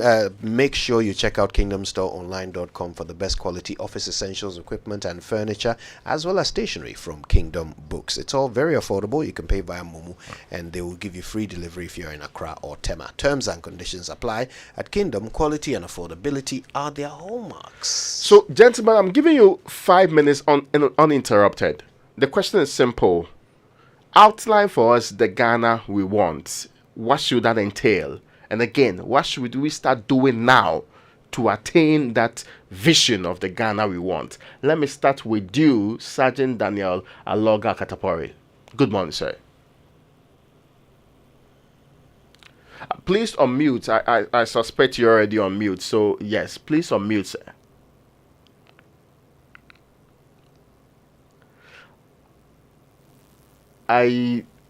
Yes, I think you're working. Is it on me there? Yes, please. This is perfect. Yeah. Okay. All right. Okay. To do a justice to this topic, you need a weekend retreat and even more.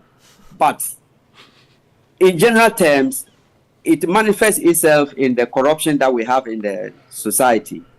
So for me, if you ask me, the number one thing that we should look at, which is easy to deal with, is the corruption in the system.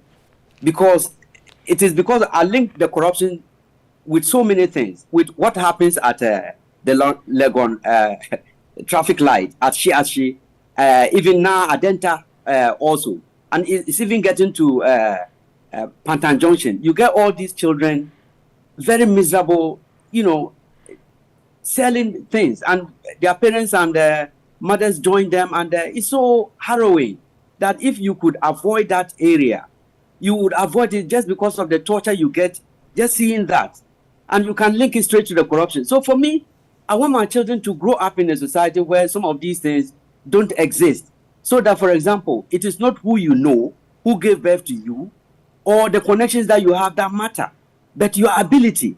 Because you see, by limiting, the opportunities to our children or one's children or to, people and so on, you are leaving out some talents, which is not good for the society and it's not good for the health of the nation. It looks like the society is now being broken into two halves, an NPP Ghana and an NDC Ghana, to the extent that if you think about it, if you one party gets 3 terms or 4 terms, then the other party will be completely wiped out. There will be no government official that will, you can say, that comes from the other party. It will just be only the governing party's people all over.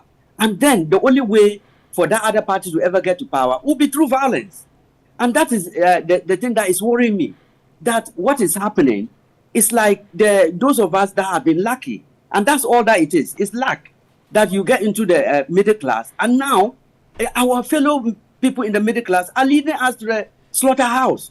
Whether we like it or not, we are going there because of the corruption that is in the system. You've got children sitting under trees, and people are using money, to the government's money, to do things that they like. No one talks about Cecilia Dapa anymore. After 2 weeks, it's gone. And things like that. PPA is history now. All kinds of corrupt malpractices. And look, I'm not saying that it's only the MPP that is corrupt. But no, I'm talking of the whole political class. And not just the political class, but the whole elite. And these elite are in the army, they are in the police, they are in the everywhere, the pastors and so on. Because it's the same group of people. They go to school together. You see, so that is the thing. My children, for me, they must come into a society where corruption is abhorred and not seen as the norm. Because at the moment, the narrative is such that it looks like it's normal. You see, no one seems to, the political elite, from the presidency to the rest of them, no one seems to see this as a big issue. And it is worrying.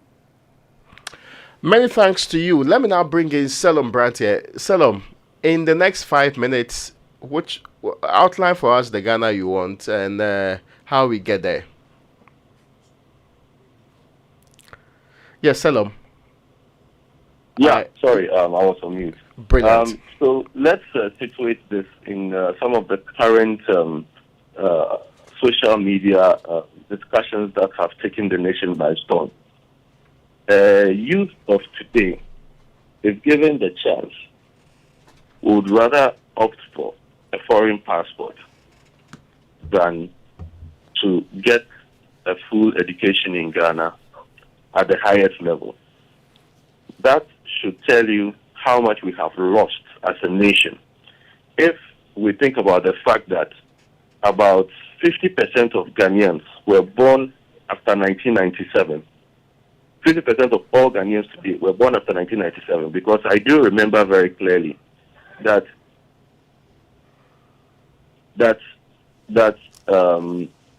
when I was finishing secondary school, when I was finishing my A-level in 1996, Ghana's population was 13 to 14 million.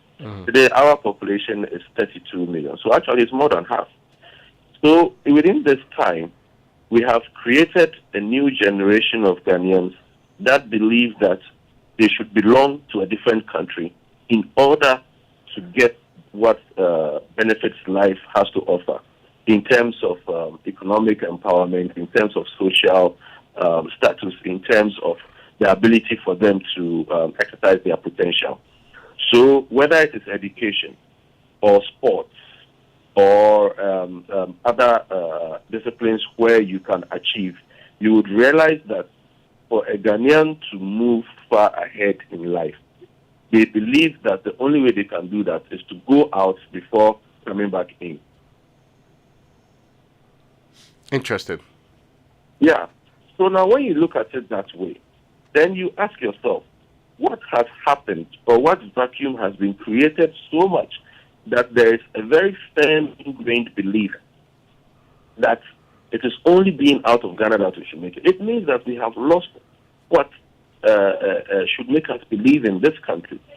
And I personally believe that some of the happenings over the last 16 years have also caused a lot of disaffection amongst Ghanaians, where we have a situation where people who have the ability or who have been given the opportunity to change the direction of this country rather change it to suit only their family, their friends, and their pockets with complete disregard for the collective interest.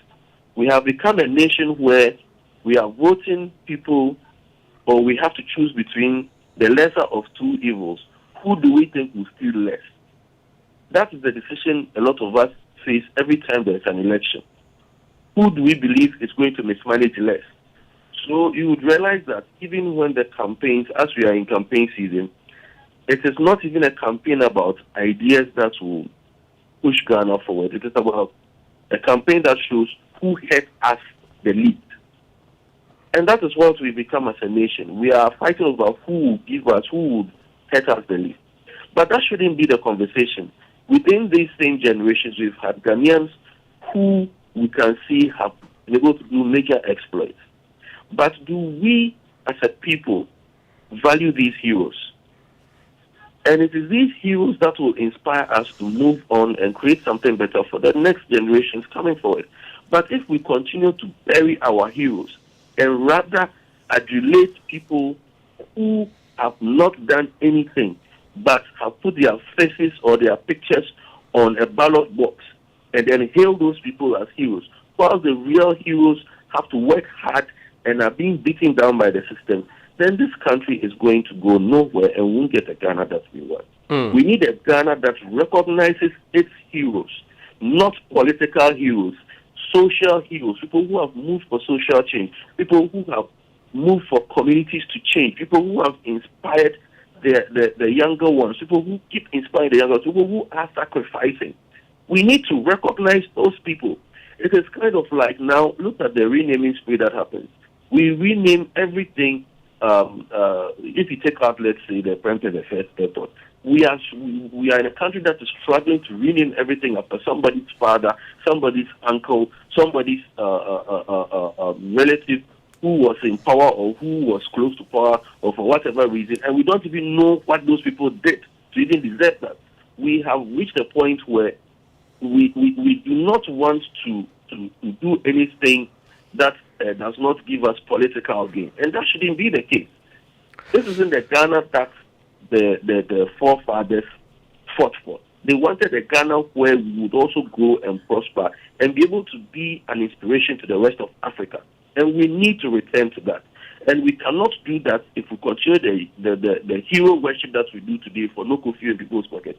We cannot do that if the media fails in its job to highlight the right people and not the wrong people. We cannot do that if we continue going to the so-called big men and then help them consolidate their power by begging them for crumbs. Because they will manipulate the system so that we will always keep begging for crumbs while they send their children to school abroad and do anything they want to their money, knowing that they have friends in other places who will bail them out. I'm afraid. So it's not even about Cecilia Dapai alone. It's not about all those other people. It is about what are we doing as a nation to ensure that such people become unpopular to the extent that they are disgraced. Very well. Let me now bring in Kwame Sapolesidi to wrap it up for us. Kwame. Okay, yes. It's interesting. You see, you asked me about the Ghana we want. For me, the Ghana we want is a Ghana where the youth can aspire to something, where the youth realize that there is a future for them. When I hear people speak, especially retired senior citizens who serve this country well, and they say that when they look in the eyes of the youth, they see despondency. It breaks my heart. It makes me wonder what the generation ahead of me saw in some of us and what lit the fire in our face that we didn't show despondency and have become part of society today.